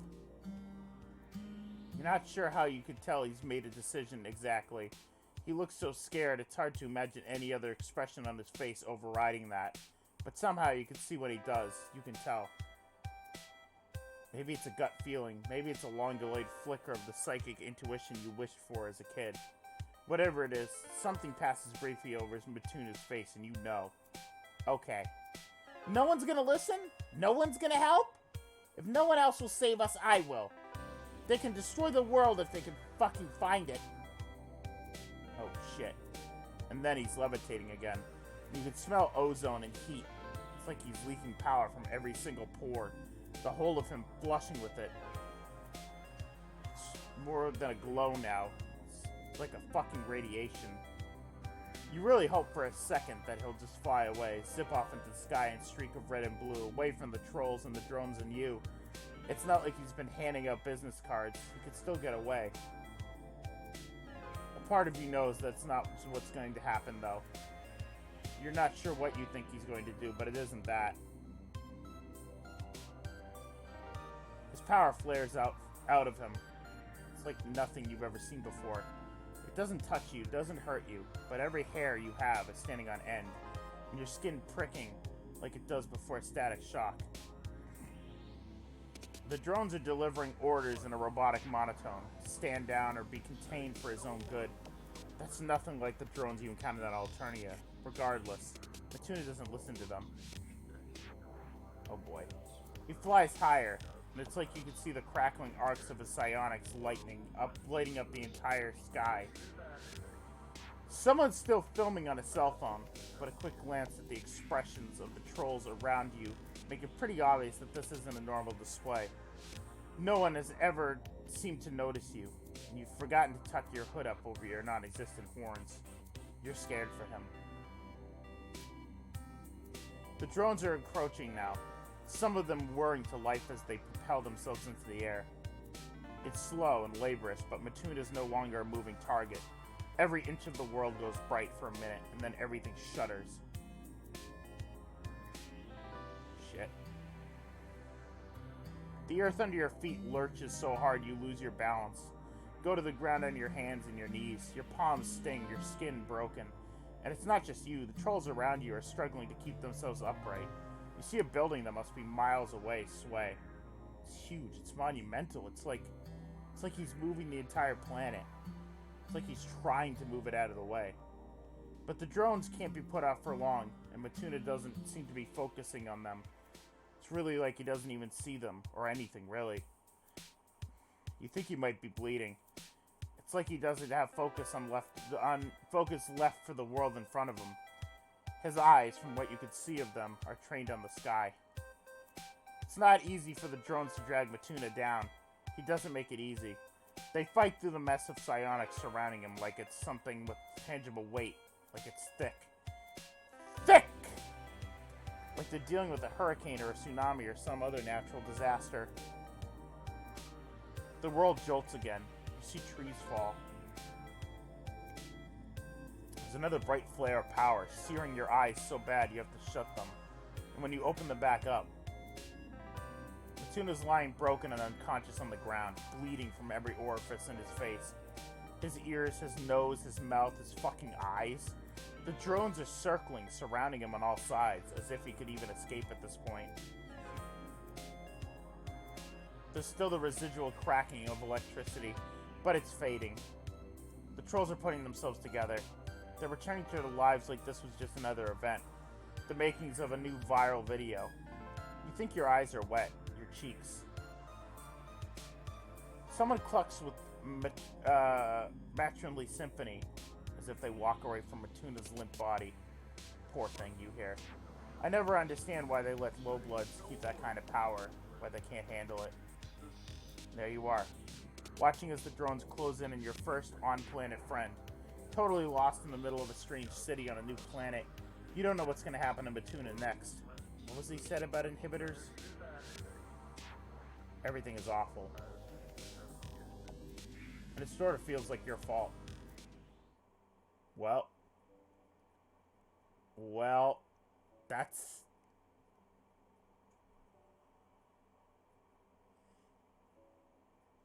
It's fucking sad.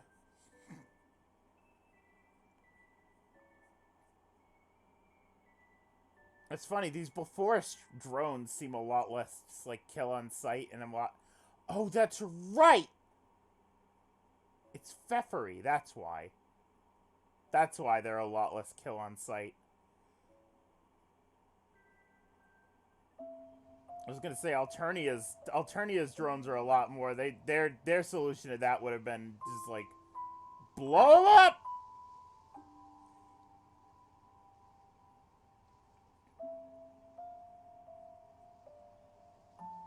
Alright.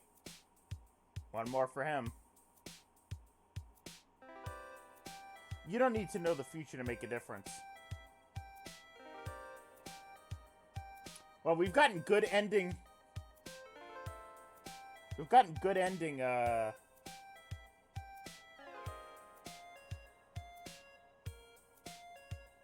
on, I'm doing the math in my head.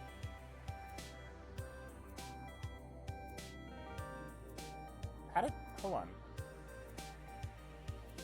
Did we get the instant death first? Oh yeah, I guess we did. We usually try not to do that. We usually do it in the middle. So it threw me off. We usually don't do that, so I was like, wait, what? Huh?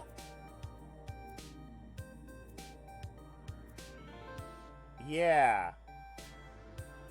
Yeah. Usually I try to get instant death in the middle. Most people don't know what sort of future they're heading towards, not even a little bit. In that way, Matuna has actually been sort of lucky, even if he doesn't feel like it. He's been working off hints, when everyone else really just has to guess.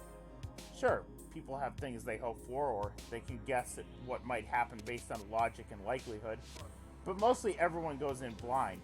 Even if you spend your whole life thinking, you'll do one thing. Everything can change at the drop of a hat. That can be good, just as easily as it can be bad.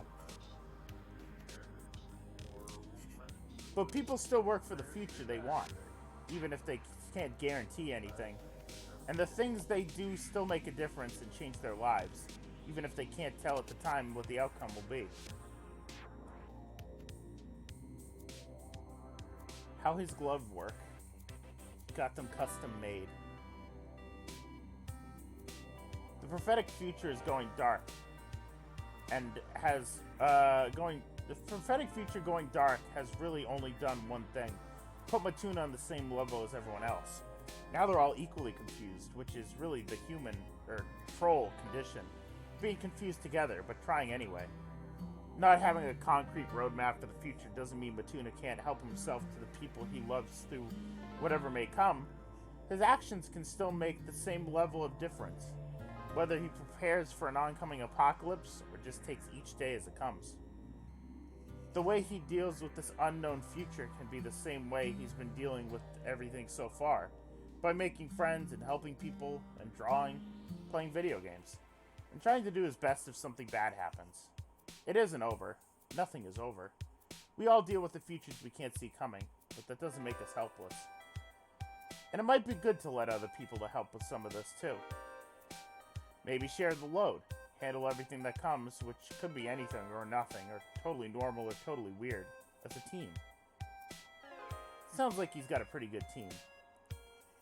When you finish, oh.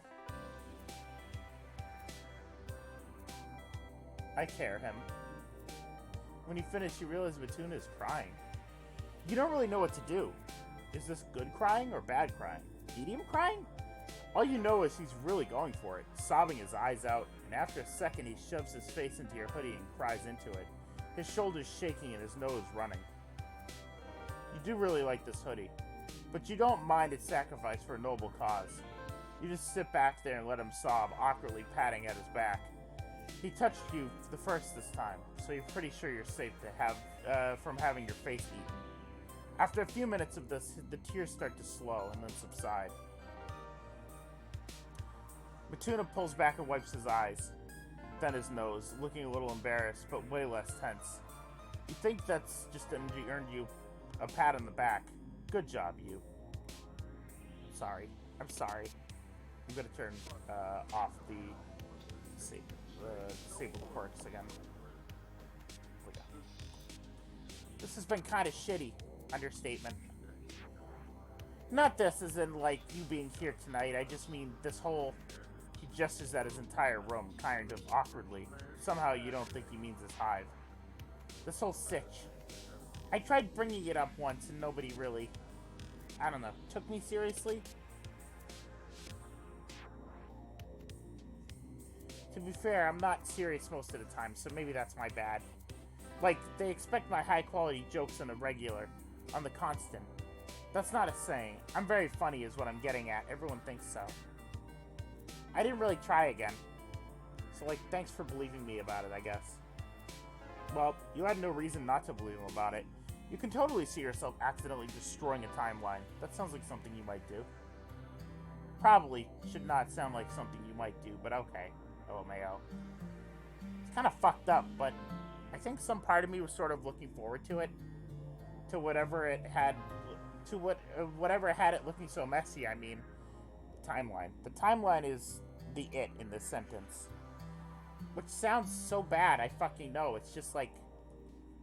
Like, yeah, I don't want all my friends and me to be heading towards some unstoppable, awful, obviously. Duh. The idea scares me shitless. Like, goodbye, shit, we had a nice run, I'll never see you again. But at the same time, if nothing happened, my life was looking kind of not great, I guess. I don't know. The best option for someone like me is the helm. And yeah, I know it's supposed to be prestigious in...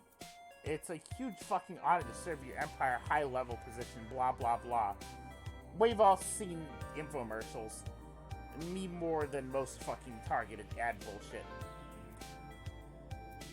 But I don't even like having the safety guards on my husktop. I hacked through those the instant I was old enough to type. How am I supposed to deal with having them on my body? Wait, what? What does he mean, safety guards on his body? Right, you're not from here. Obviously, I mean, look at you. I still don't get where you're from, but it ain't before us. The helm takes, like, some major surgery to get you, so you're detachable. You know, for shifts, it's a job, there's shifts. You don't just live there, that'd be insane. Wait, fuck. Do you even know what helming is? You do know that much, sort of. You feel like it's before in definition might have some differences from the Alternian, but you know enough. Okay, so yeah, you get the port surgery. You get some inhibitors to limit what you can do when detached so you don't tear the vessel apart. And when you're plugged in, you've got limits too. Safety locks, like I said, for safety. And yeah, the pay's pretty good, but I'm kind of not that into the idea. You're not sure why he's whispering. You wouldn't be into the idea either. The idea of a body with parental locks makes your insides squirm. Yeah, alright, sure. But that is basically the best job someone like me is allowed to do, LMAO. I'm not drowning in options here. So I guess I kind of wasn't looking forward to the future all that much either way. I'm still not. I'm scared. I want to protect them, and I don't know how. You think you could safely assume that them is his friends. You don't really want to push him by asking. That did not look easy for him to admit. You try to be gentle as you remind him some of what you just said.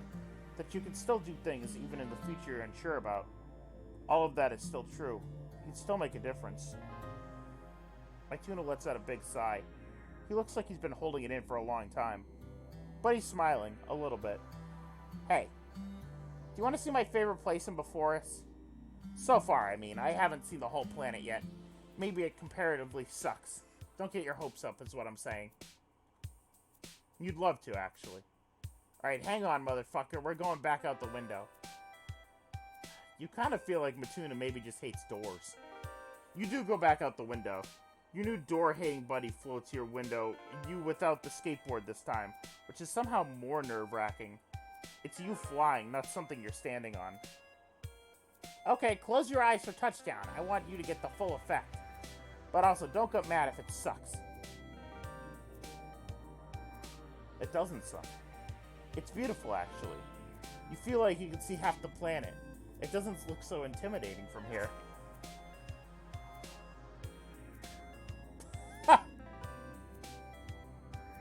Hold on, guys.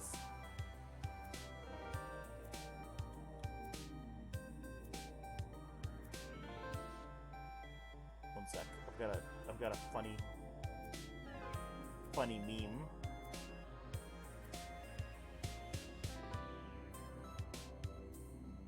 You got one of those classic Ryan Phantom memes coming up here.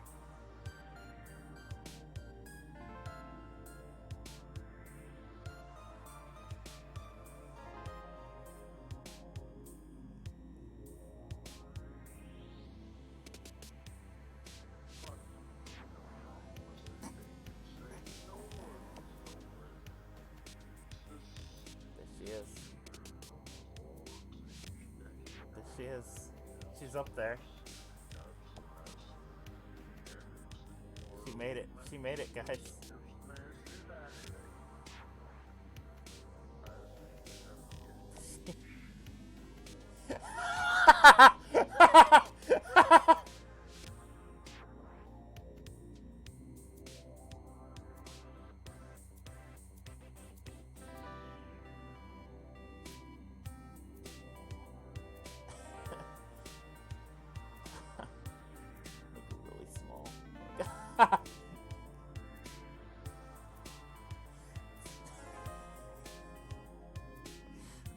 Forget that.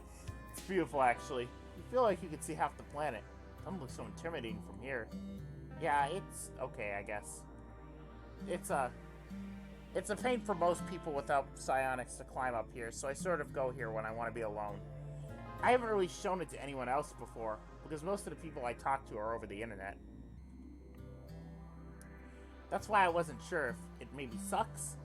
But you're right, it totally doesn't suck. I have great taste in high, lonesome places. I'd like to take Curlos eventually. Or Tools. The two of you sit down in the grass, the full expanse of the starry sky spreading above you like a picnic blanket. Matuna points up to them, directing your attention to a bright cluster. Those are starships. That one too, I think. Probably. I'm usually pretty good at picking them out. I've had a lot of practice. You can't decide if you want to watch the sky or his face, so you keep switching back and forth. He just looks so much more relaxed than he did earlier. It's really nice. You feel like a good friend. It probably would be pretty cool to explore up there. you know, among the stars, the final frontier, whatever word you want to use.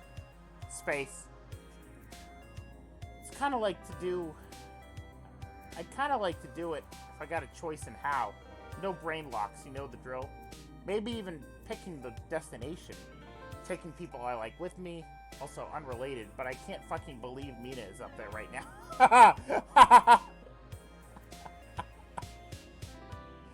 I can't believe she's up there right now either.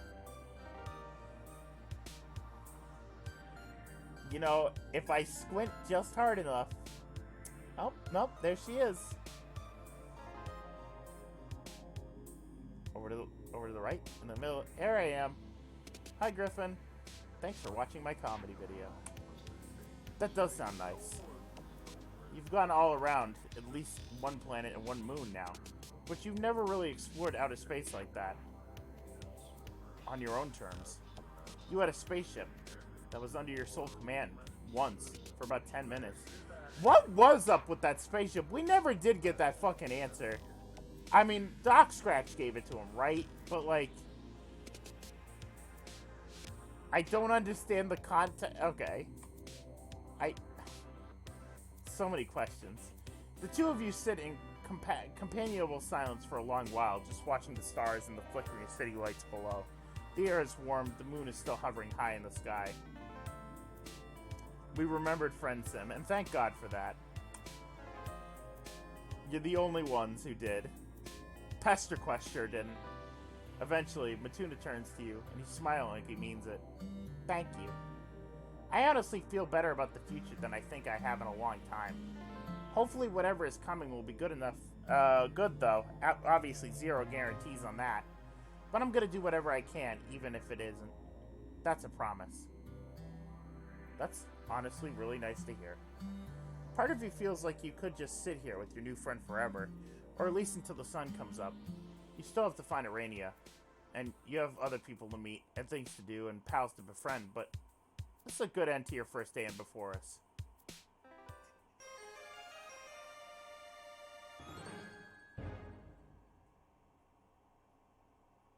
I'm still here!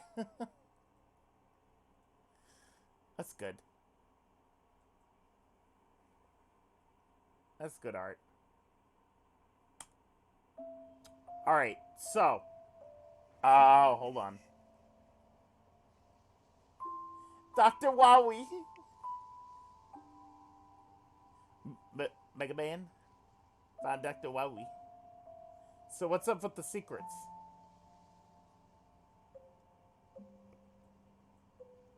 Ah, every new friend I unlock. I unlock new ones. Does it say atheists? What's happening? Mm-hmm.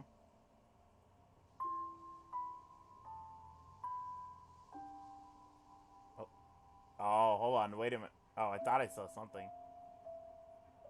Hold on.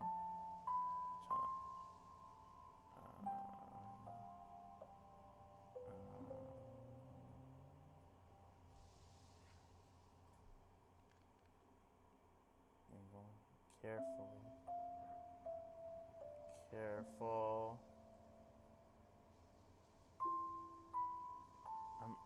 I'm trying. I don't think it's on MSPAR. I'm clicking. It's not. I think that's a no-go. Oh, true. Yeah, you guys can't see my mouse. Hold on.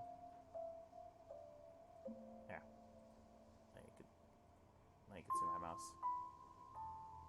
Yes, it's the portal. It's the portal gun. All right, I'll give it a try for a couple minutes here. All right, guys, give me some suggestions.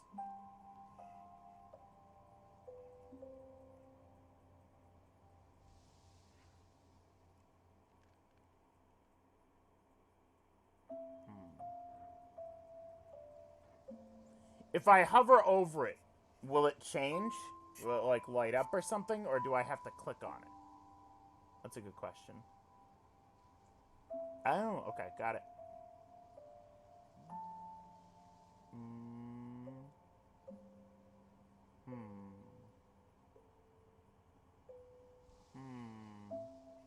I'm like fixated on the reader.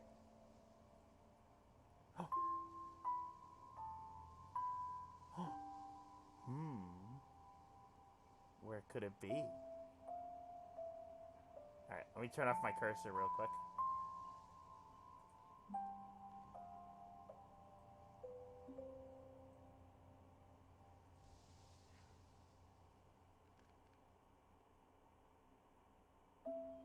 Shout out to McMidian who said bottom right. You got that. Oh boy.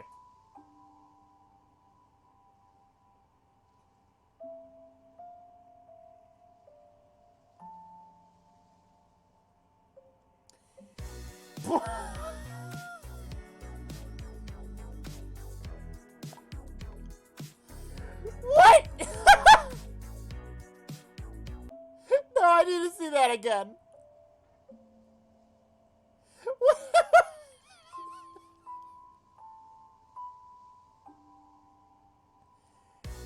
Okay, I can't even read it. Holy shit, is that Maple Hoof?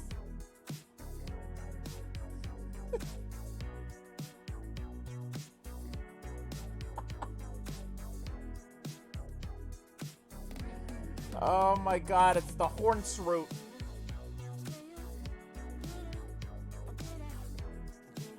Horsing around. It's my favorite 90s television show. What is this, a crossover episode? Maple Hoof? Oh man, it's Maple Hoof from the hit webcomic series Befriendus. You're gonna have so many horse adventures together? Okay, you're so excited you can feel your gut. Only for the first time in what feels like forever, it's due to genuine excitement and joy rather than your body being overwhelmed with fear and mortal peril. This song fucking slaps!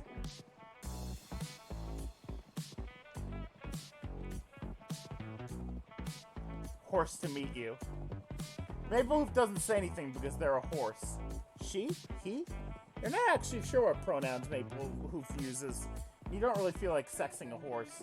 Especially when that horse is your hero, your role model, your inspiration, the yin to your yang, the heaven to your earth, the characterization to your caricature. Maple Hoof completes you.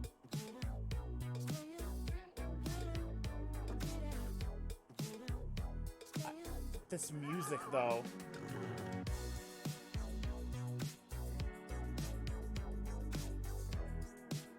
This sounds like a Tupperware remix party song. Knox, back me up here. Does it sound like a twerp song?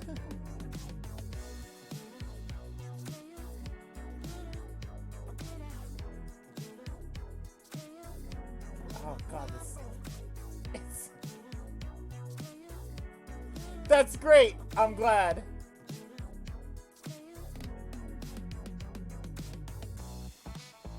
There's that Half Hogan fucking drum fill. Oh, it's so good. And there's even saxophone. Ninja Ryan's on the stage now.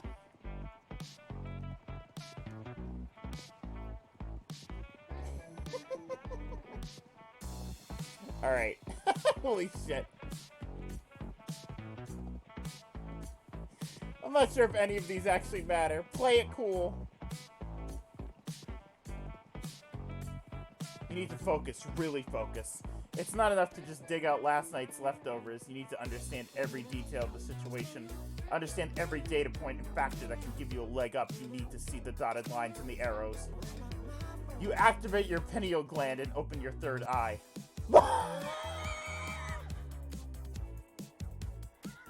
There's the egg! It's the egg! I was about to say cool Undertale joke, but the egg's there!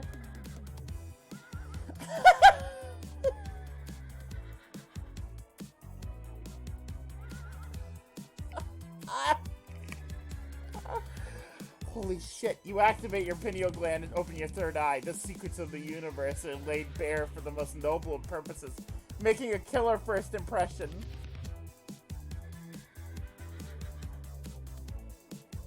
High technical.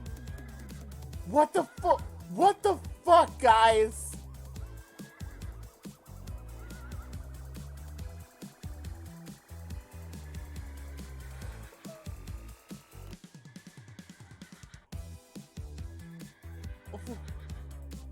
Oh my god, absolve? You tell Maple Hope she didn't do anything wrong. She's a fine horse. And if there's anyone to be blamed, it's you. Maple loves this. She goes fucking wild. Gets up and does a whole excited dance on her hind legs like a puppy. Not really. Baffle.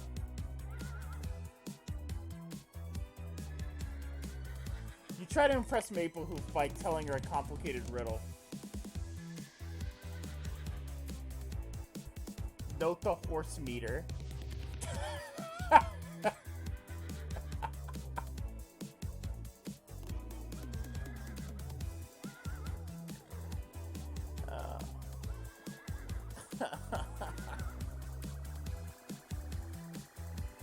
Yeah, I see you guys gave a cameo here to the MSPA Twitter. You try to impress Maple Hoop by telling her a complicated riddle. Yeah, Geo. Tell Geo. God, this is fucking hysterical. You try to impress Maple Hoop. I wish I could make this the thumbnail, but I cannot. I can't ruin it. You try to impress Maple Hoop by telling her a complicated riddle. Only you don't remember exactly how it goes or what the real answer is, so you sort of waffle around before trying to change the subject. Angry face. Maple Hoop whinnies and stamps her feet in the ground like she snorted a whole can of pepper spray. She's not a fan, you take it. Rebut. Well, actually, you suddenly say, unprompted, that isn't really accurate. Oh shit, mansplaining, or demsplaining.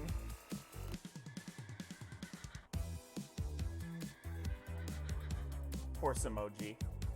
Maplehoof looks nonplussed. Fesh. Duh, you think. Maplehoof is a horse. Horses graze. You ought to get Maplehoof some grass or carrots or something. There aren't any grass or carrots around, though, so you just sort of scoop up some sand and offer it to her nose. Maplehoof whinnies and stamps her feet. Not a fan. Oh no. Regurgitate.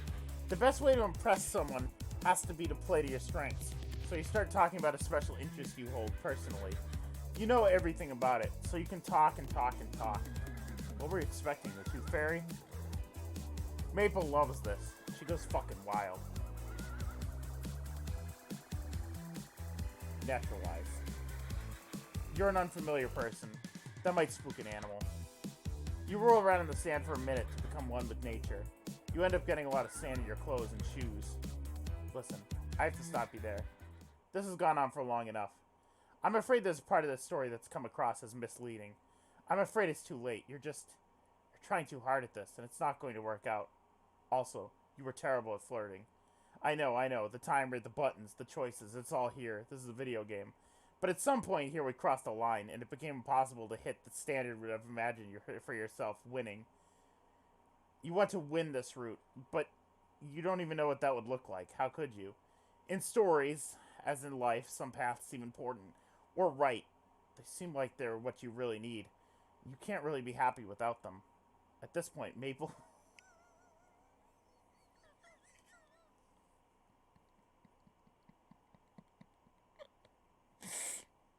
Oh, I'm too fucking tired for this.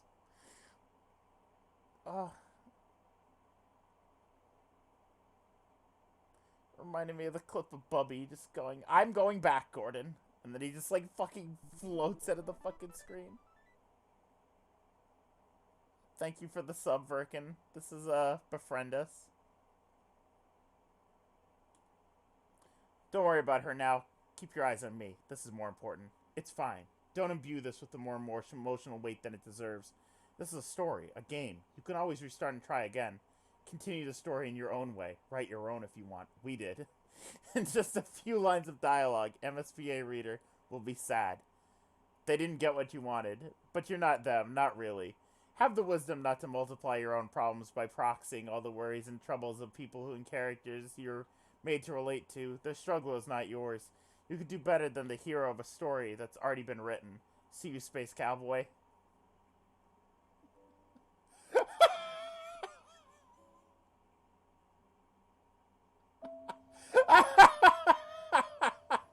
That one, like, hyper meta.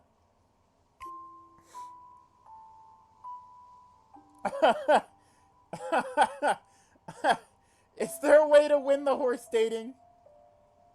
I need to know if there's a way to win the horse date. Maple Hoof?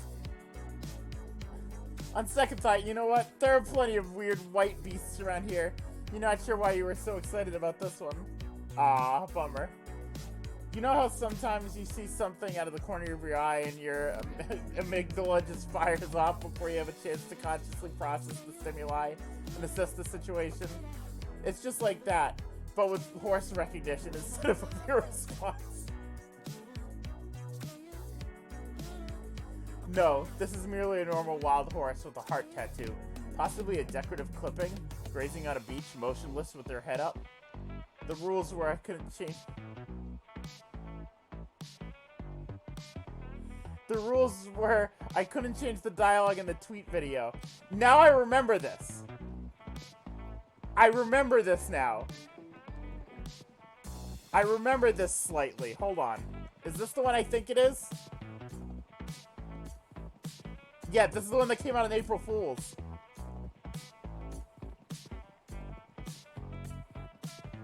Yeah. Yeah, the April Fool's video. Here, I'll play it. I'll play it for people who haven't seen it.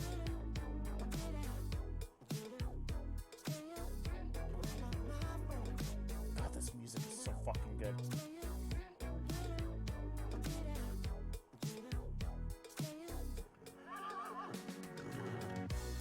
Here was the April Fool's video that got released.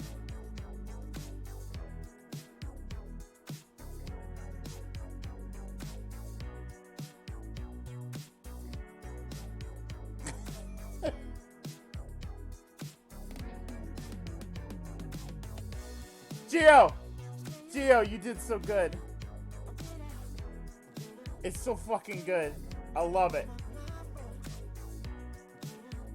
I'm writing around it, it's fine. But you know, on third thought, you look at this horse again and feel something. Oh fuck, there's more.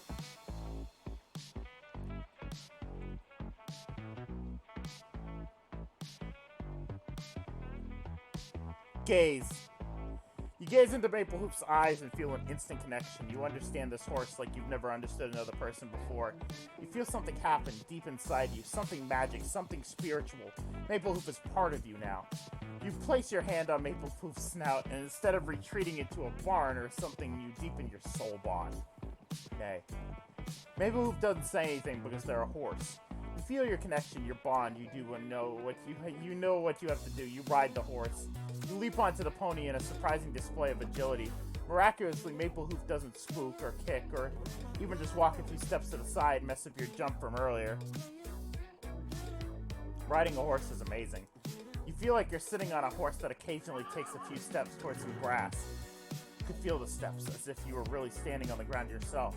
That's not an experience you can just get anywhere. Eventually get off the horse to allow for the next event. What? Out of the corner of your eye, you see a wild beast, probably a bear or something vicious like that.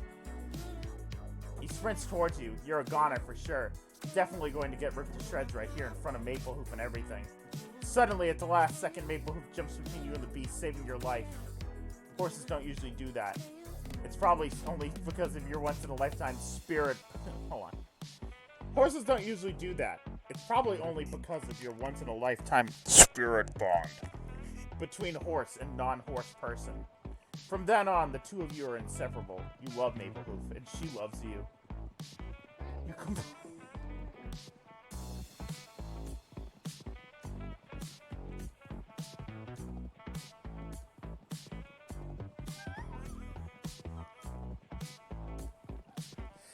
Did you see it? Did you guys see the mouse dragging it down? Here, look over where it says horse off and look at the mouse dragging it down when that happens. You compete in the big horse off.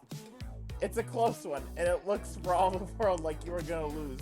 But in the end, you miraculously pull through, proving all the doubters wrong. Wow. Your horse rivals are very embarrassed.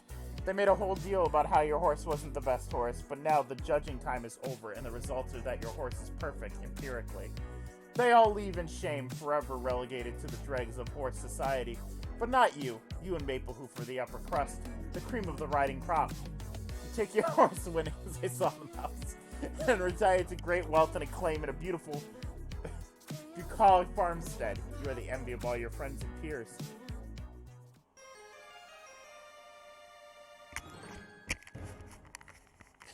No.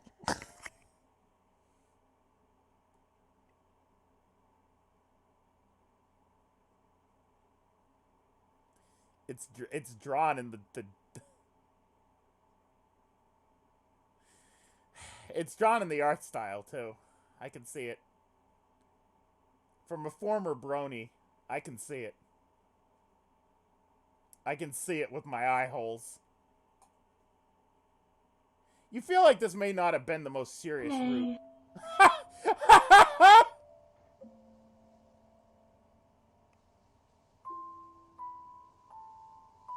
That was a Maplehoof neigh.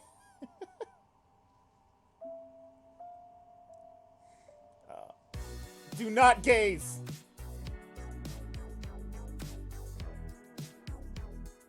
You avert your eyes from the vacant, seductive eyes of the horse. Horses aren't really all that interesting. Besides, this isn't even a horse. I guess it's a hoof beast? Or what's the equivalent of a pony? A diminutive hoofling, something like that. This isn't even the only animal around here. Look, there's some sort of bear or something over there. They're just, you know, wild animals. Oh dear, he's coming this way and he looks hungry. I guess y'all forgot that you're both prey animals. He notices Maplehoof and Maplehoof notices him. Whoa! It's too late to change anything. There's no turning against the tram lines. Except the save menu, or the mouse wheel, or your other time-coded, server-coded powers. At this point, there's not much your gracious narrator can do to cushion the situation other than to refrain from recounting the gory details. To facilitate this, you look away in a line, the diegetic with the playlist. Oh god, you can't look. Why is he only attacking the horse? God, I hope that's grub sauce or something. You are just the most terrible horse befriender. How ironic that Maplehoof's demise was in the proximity of some readers. The loss of Maplehoof is one of a massive narrative relevance. The impact of Maplehoof's death can be felt across paradox space, across timelines, even across conceptual scopes. The fundamental embodiment of love and ingenuity that is this equine represents it's something the characters, especially the reader, fundamentally cannot live without. It was like the air they breathe, an unperceived necessity understood only at the moment it is taken away. And yet it remains such a mystery. We never got to hear Maplehoof whinny as they raised their upper body and wrestled in the air,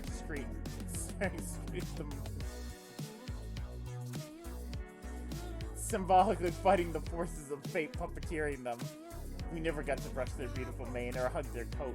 We never got to whisper our secrets into the ear that we knew, for the first time in forever, would listen. Maplehoof's death has left a sense of infinite longing, one to which we can fairly attribute every undoing, and which will render even the most comprehensive triumph hollow and unfulfilling. And in a sense, the fact that we cannot let go is a sign that Maplehoof truly was too good for this world, too good for us. Doesn't get much worse than this. Say your goodbyes. If you got someone you can say goodbye to. There it is. There it is again. Also, can we talk about this meme panel?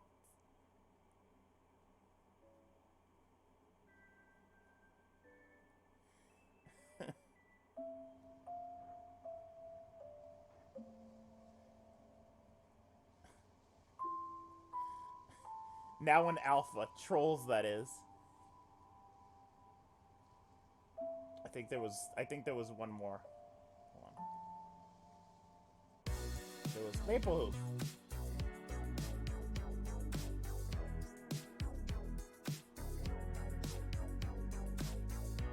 I forget which one we picked though. Shoe shame and embarrass yourself. Listen, this is Maplehoof we're talking about here. There's no time to play games. Press Alt F4 for the secret literal ending. Yeah. You visibly literal ending.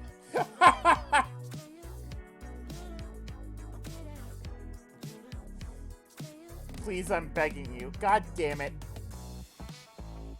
Yeah. Very funny. You visibly relax. I know.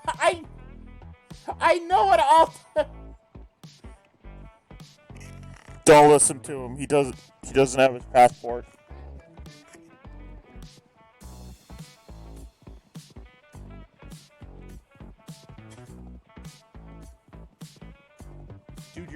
Dude, your dick was out.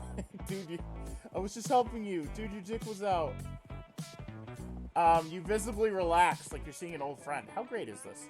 You walk up and put a hand on Maple Hoof's nose and everything is instantly perfect. And adventures? Oh man, you have so many horse adventures together.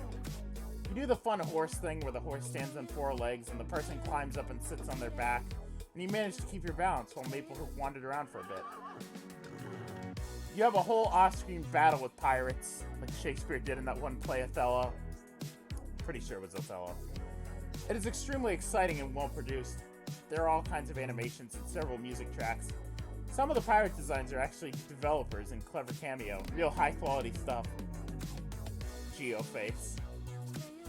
In your opinion, it really seals the deal vis-a-vis your time investment in this game. Any possibility of regretting your time investment is firmly put to rest. Finally, you find yourself where all truly successful horse adventures end. Olive Garden. Right-click to toggle the text box and see the breadstick bowl.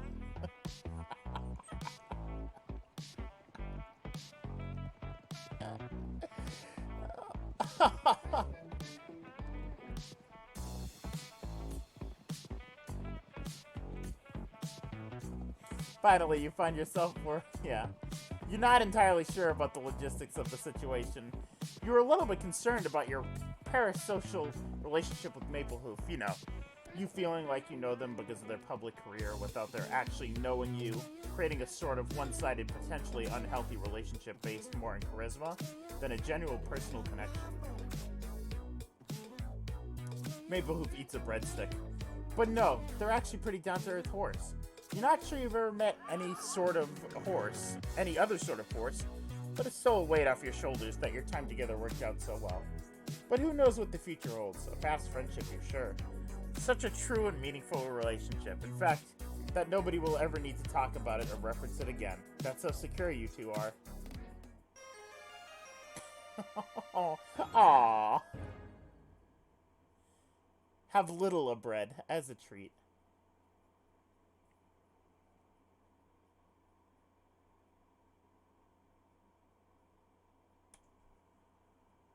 You feel like this might not have been the most serious. God damn it. I think that's all of them. We never did click cessate. Hold on. You back off entirely. You don't want to come off too strong now. I somehow broke the horse meter with the load. The load somehow broke the horse meter. Alright. Is there anything else I wanted to do? I'm thinking. Oh, yeah. Alright. Let's go to main menu. That music fucking slaps. Not a... Yeah, I want to read the journal. Not available in stores. He was a skater boy.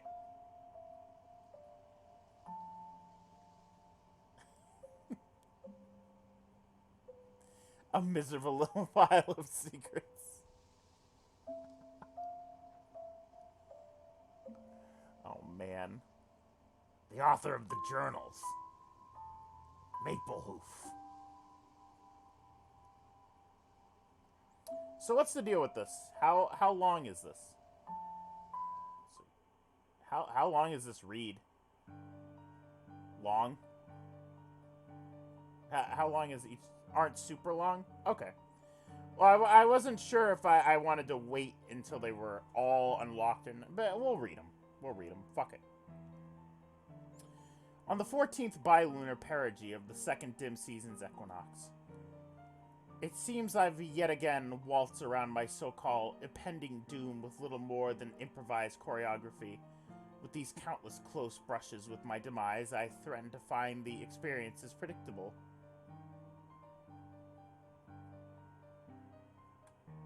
Yeah, that's a good. No, it's cool. I like the fact that you unlock more.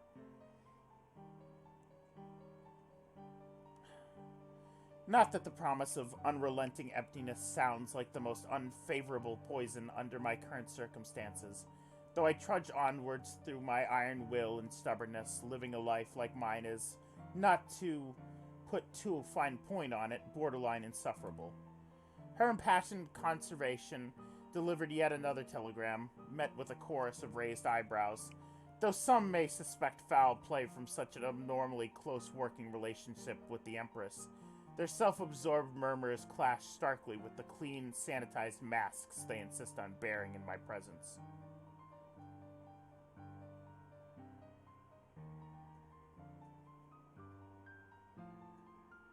Hold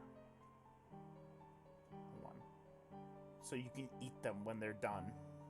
Yes, nuts.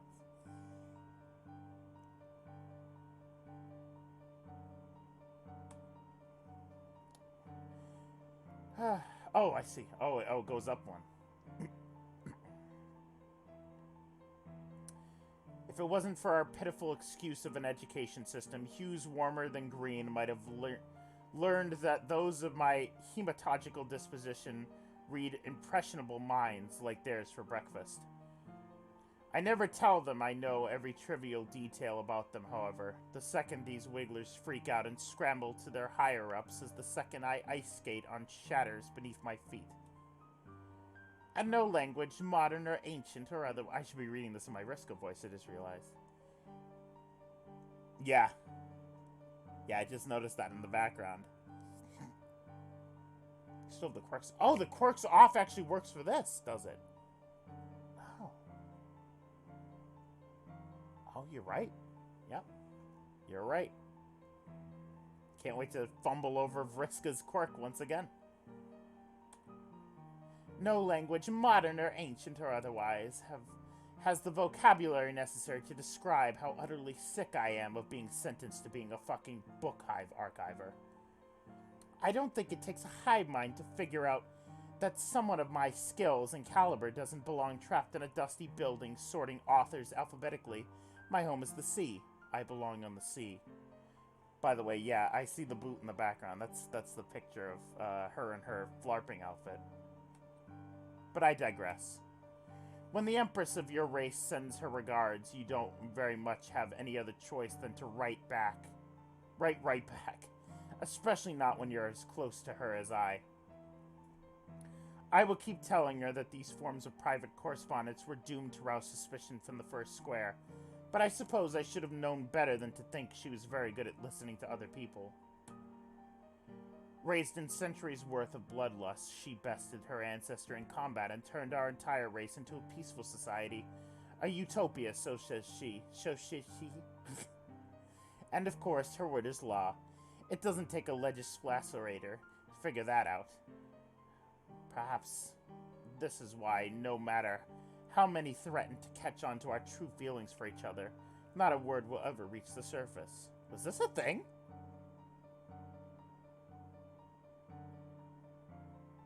Man, so much fucking shit happens in Homestuck. Was this a thing?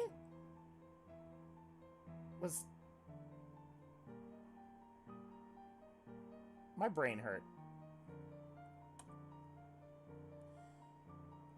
Her message was much of the same, glowing reviews of stories I recommended to her sarcastically. A reminder to stay out of trouble. Oh, okay, gotcha. Got it. A reminder to stay out of trouble. Another healthy donation to my metaphorical prison. Not that I'm one to turn down free money, mind you.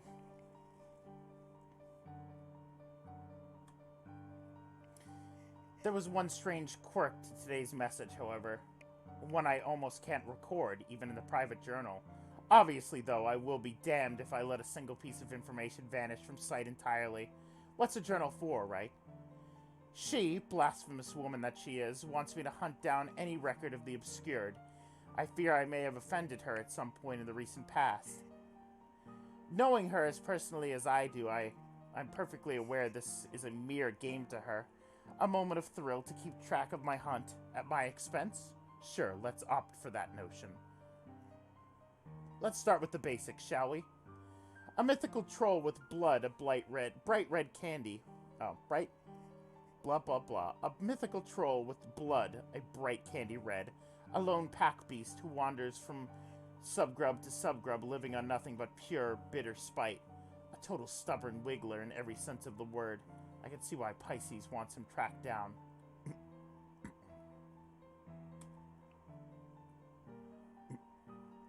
Yeah, there's like lore shit happening here. Not that she told me, but I know perfectly well what she wants. Her own little pity pet with the bright red blood that she can care for much like she will her descendant. She might be immune to my telepathic abilities, but that doesn't mean she doesn't have a type. No matter. I have no need to feel jealousy for a woman's other quadrant. I'm so confident, in fact, that I will find this man and bring him right to her. I've got records. I've got nothing but records in this building. This will be a piece of pastry fortress. Speaking of hive minds, I believe I will be seeking him out in the evening. With the entire recorded history of troll kind at his think-pan's touch stumps, he's bound to know something. Enjoy your last nights of freedom, Obscured. I'll make sure Guardian Voidlock prepares a very welcoming opening ceremony for you. End of entry.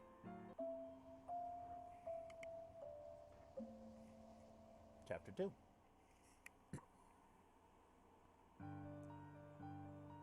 On the 15th. Okay, Hive Mind, something reeks, and it's not the stench of bug flesh you helmsmen constantly bathe in. Something, for convenient reference, is the fact that he's very obviously hiding something from me. The nerve he has, I swear to the conserve. I summoned him to the book hive early this evening under the guise of updating his database. New records, old ones recently donated, that kind of crap. Which I did, for the record. Included in the downloaded batch was one very specific tome I'd prepared just for him. The only written record of the obscured I could get my hands on, a discarded transcript from a court case regarding the busybody herself, Grimglow, accused of personally adopting a Wiggler Sweeps Prior without authorization. I remember being summoned to that very particular case for jury duty. It was a fate I wouldn't wish upon the planet's shittiest Kismesis. I remember the night well. The prosecution, the basilisk, asked the defendant what she knew about the obscured recent appearance in the Brooding Caverns. She feigned innocence, I know this definitively, as a kobold. And the prosecution rested far too easily. It was plain and utter bullshit if I've ever seen it, but that's the life of a mind reader, I suppose. They had a personal connection. The basilisk went easy on her, despite first intending the act unbiased. And here I was, the only soul privy to the truth. Everyone just ate it up. The way the prosecution cooed and tenderly stroked her hair. I dare say I was the only real critical mind present. Not that me swaying the rest of the jury's decision by force did anything but allow the finger to be pointed at myself for legal interference. I tried to warn Her Highness that I didn't mix well with controversial situations, but again, she's a horrible listener. With proper judgment deemed impossible, court was adjourned, and that when the Magdalene Grimglow dropped off the face of the planet. As head matron, this caused quite the stir underground. But this isn't why I'm writing tonight. I mustn't lose focus. The Hive Mind is a fascinating piece of work, with every known record of troll kind committed entirely to memory. Truly, he is the pinnacle of the fusion between troll and machine. So know well that when I add the deprecated transcripts of Basilisk 5, Basilisk versus Acerhoof to this latest batch to download and assimilate, he should damn well know every word to the last comma and period. Why, then, does he tell me there exists no record of him? Why does he mechanically answer each and every question of his superior without batting an eye, but dance around my investigation with loopholes and technicality. It's pretty good writing. Anything to avoid telling the truth, some people. Utter nonsense. Unfortunately, he wasn't in a terribly impressionable mood, not with my poking and prodding putting him on the edge. Regrettably, I may have played my hand too strongly. He's hiding something from me, but I'm unable to pry it out of him. His closeness with Basculus has served him well. He knows few too many forms of legal jargon and trickery for my liking. Bring me a warrant, my ass. The Empress herself sent me on this wild hunk beast chase, and you dare hold back information? No matter. I'll simply have to pay Basculus a visit and see if I can't throw a little social weight around. With the conserve on my side, there isn't a soul in the world unable to oblige. This is no more than a temporary setback. A sour bite that will make my victory all the sweeter. End of entry. Those are fucking good. That's some good shit. I like the journal entries. That's some good shit. Anyways, yeah, we'll check out the credits and then we'll stop. What's this? I've unlocked all the endings. Welcome to Cuddle Plum. You have a feeling you're not an Alternia anymore. Bad End 1. Cut the cart, Blubbermouth. Bad End 2. Slammer means jail when you're extra angry at crimes. Think of the world building. If only comfortable reading positions were as easy to find as this journal you obtained. You're a skater, Joy. You've ollied the fuck out of loneliness. Bad End 1. You were most unexcellent to Matuna. Bad End 2. A hero's sacrifice. Tragically unspoken. Horsing around. Nay. I just noticed warnings. Volume, heart, blood, animal violence. Now it makes sense. The heart! Why didn't I get that? Why didn't I get that? Fuck. There's a heart. It's her cutie mark. It's her cutie mark. Why did I say it like that? God damn it. Alright. Let's check the credits. Director, Alien. Narrative Director, Robin. Technical Advisor, Geo. Programming and Animation, Alien and Geo. Writers, Alien, Rafi, Geo.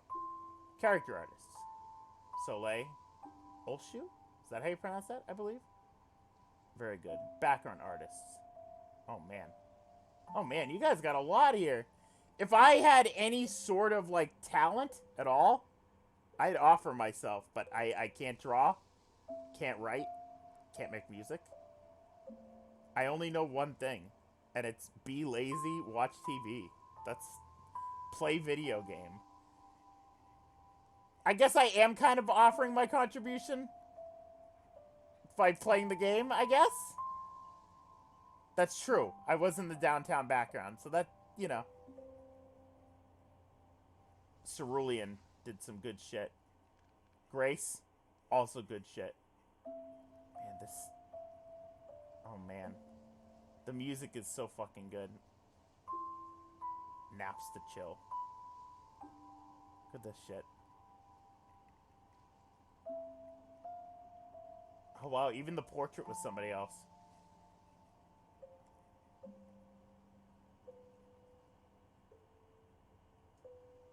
Ah! Snowbound Blood. Haven't played it yet. I haven't read Vast Error, that's why. I'll get around to it one of these days. But, once I read Vast Error, I'm definitely gonna play Snowbound Blood.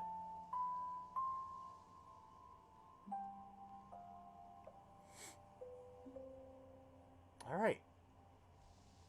Hey, that's some good shit. That's some good shit. Yeah, I'm definitely gonna play the next one. Did you guys say it was gonna be one troll from now on? One troll per volume? This was the only one that was going to have 2.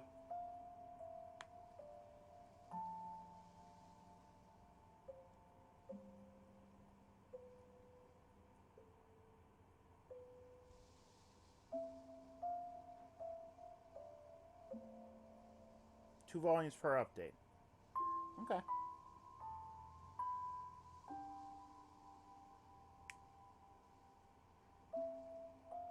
Oh, okay. All right. Cool.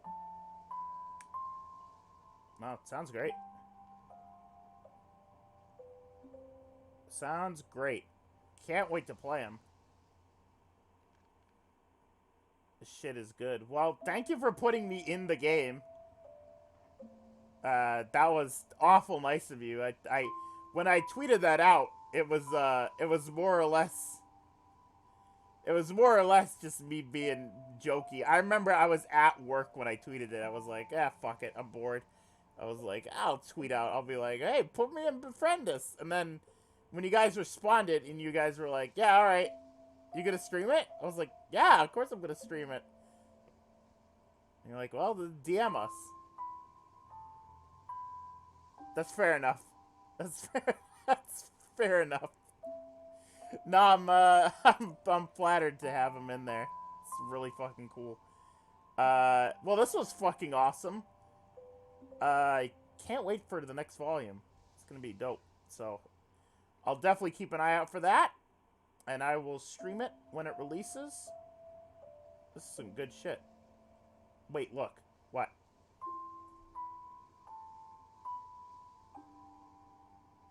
The building in the background.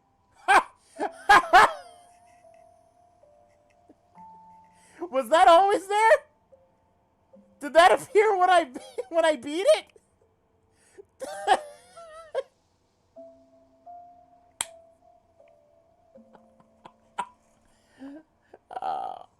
That's fucking great. That's fucking great. Oh, that's cool. Oh, that's really cool. I like that. Nay. I like all these, too. This is really cool. Sometimes there is just a horse, and it's good. Alright, well, thank you for watching. Oh, yeah, me...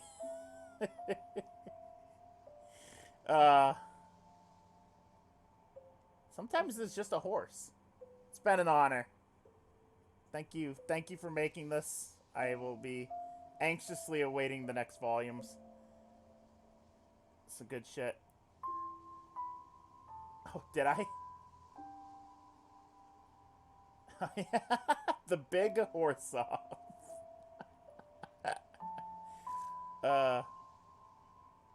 Remember Long Cat, Jane?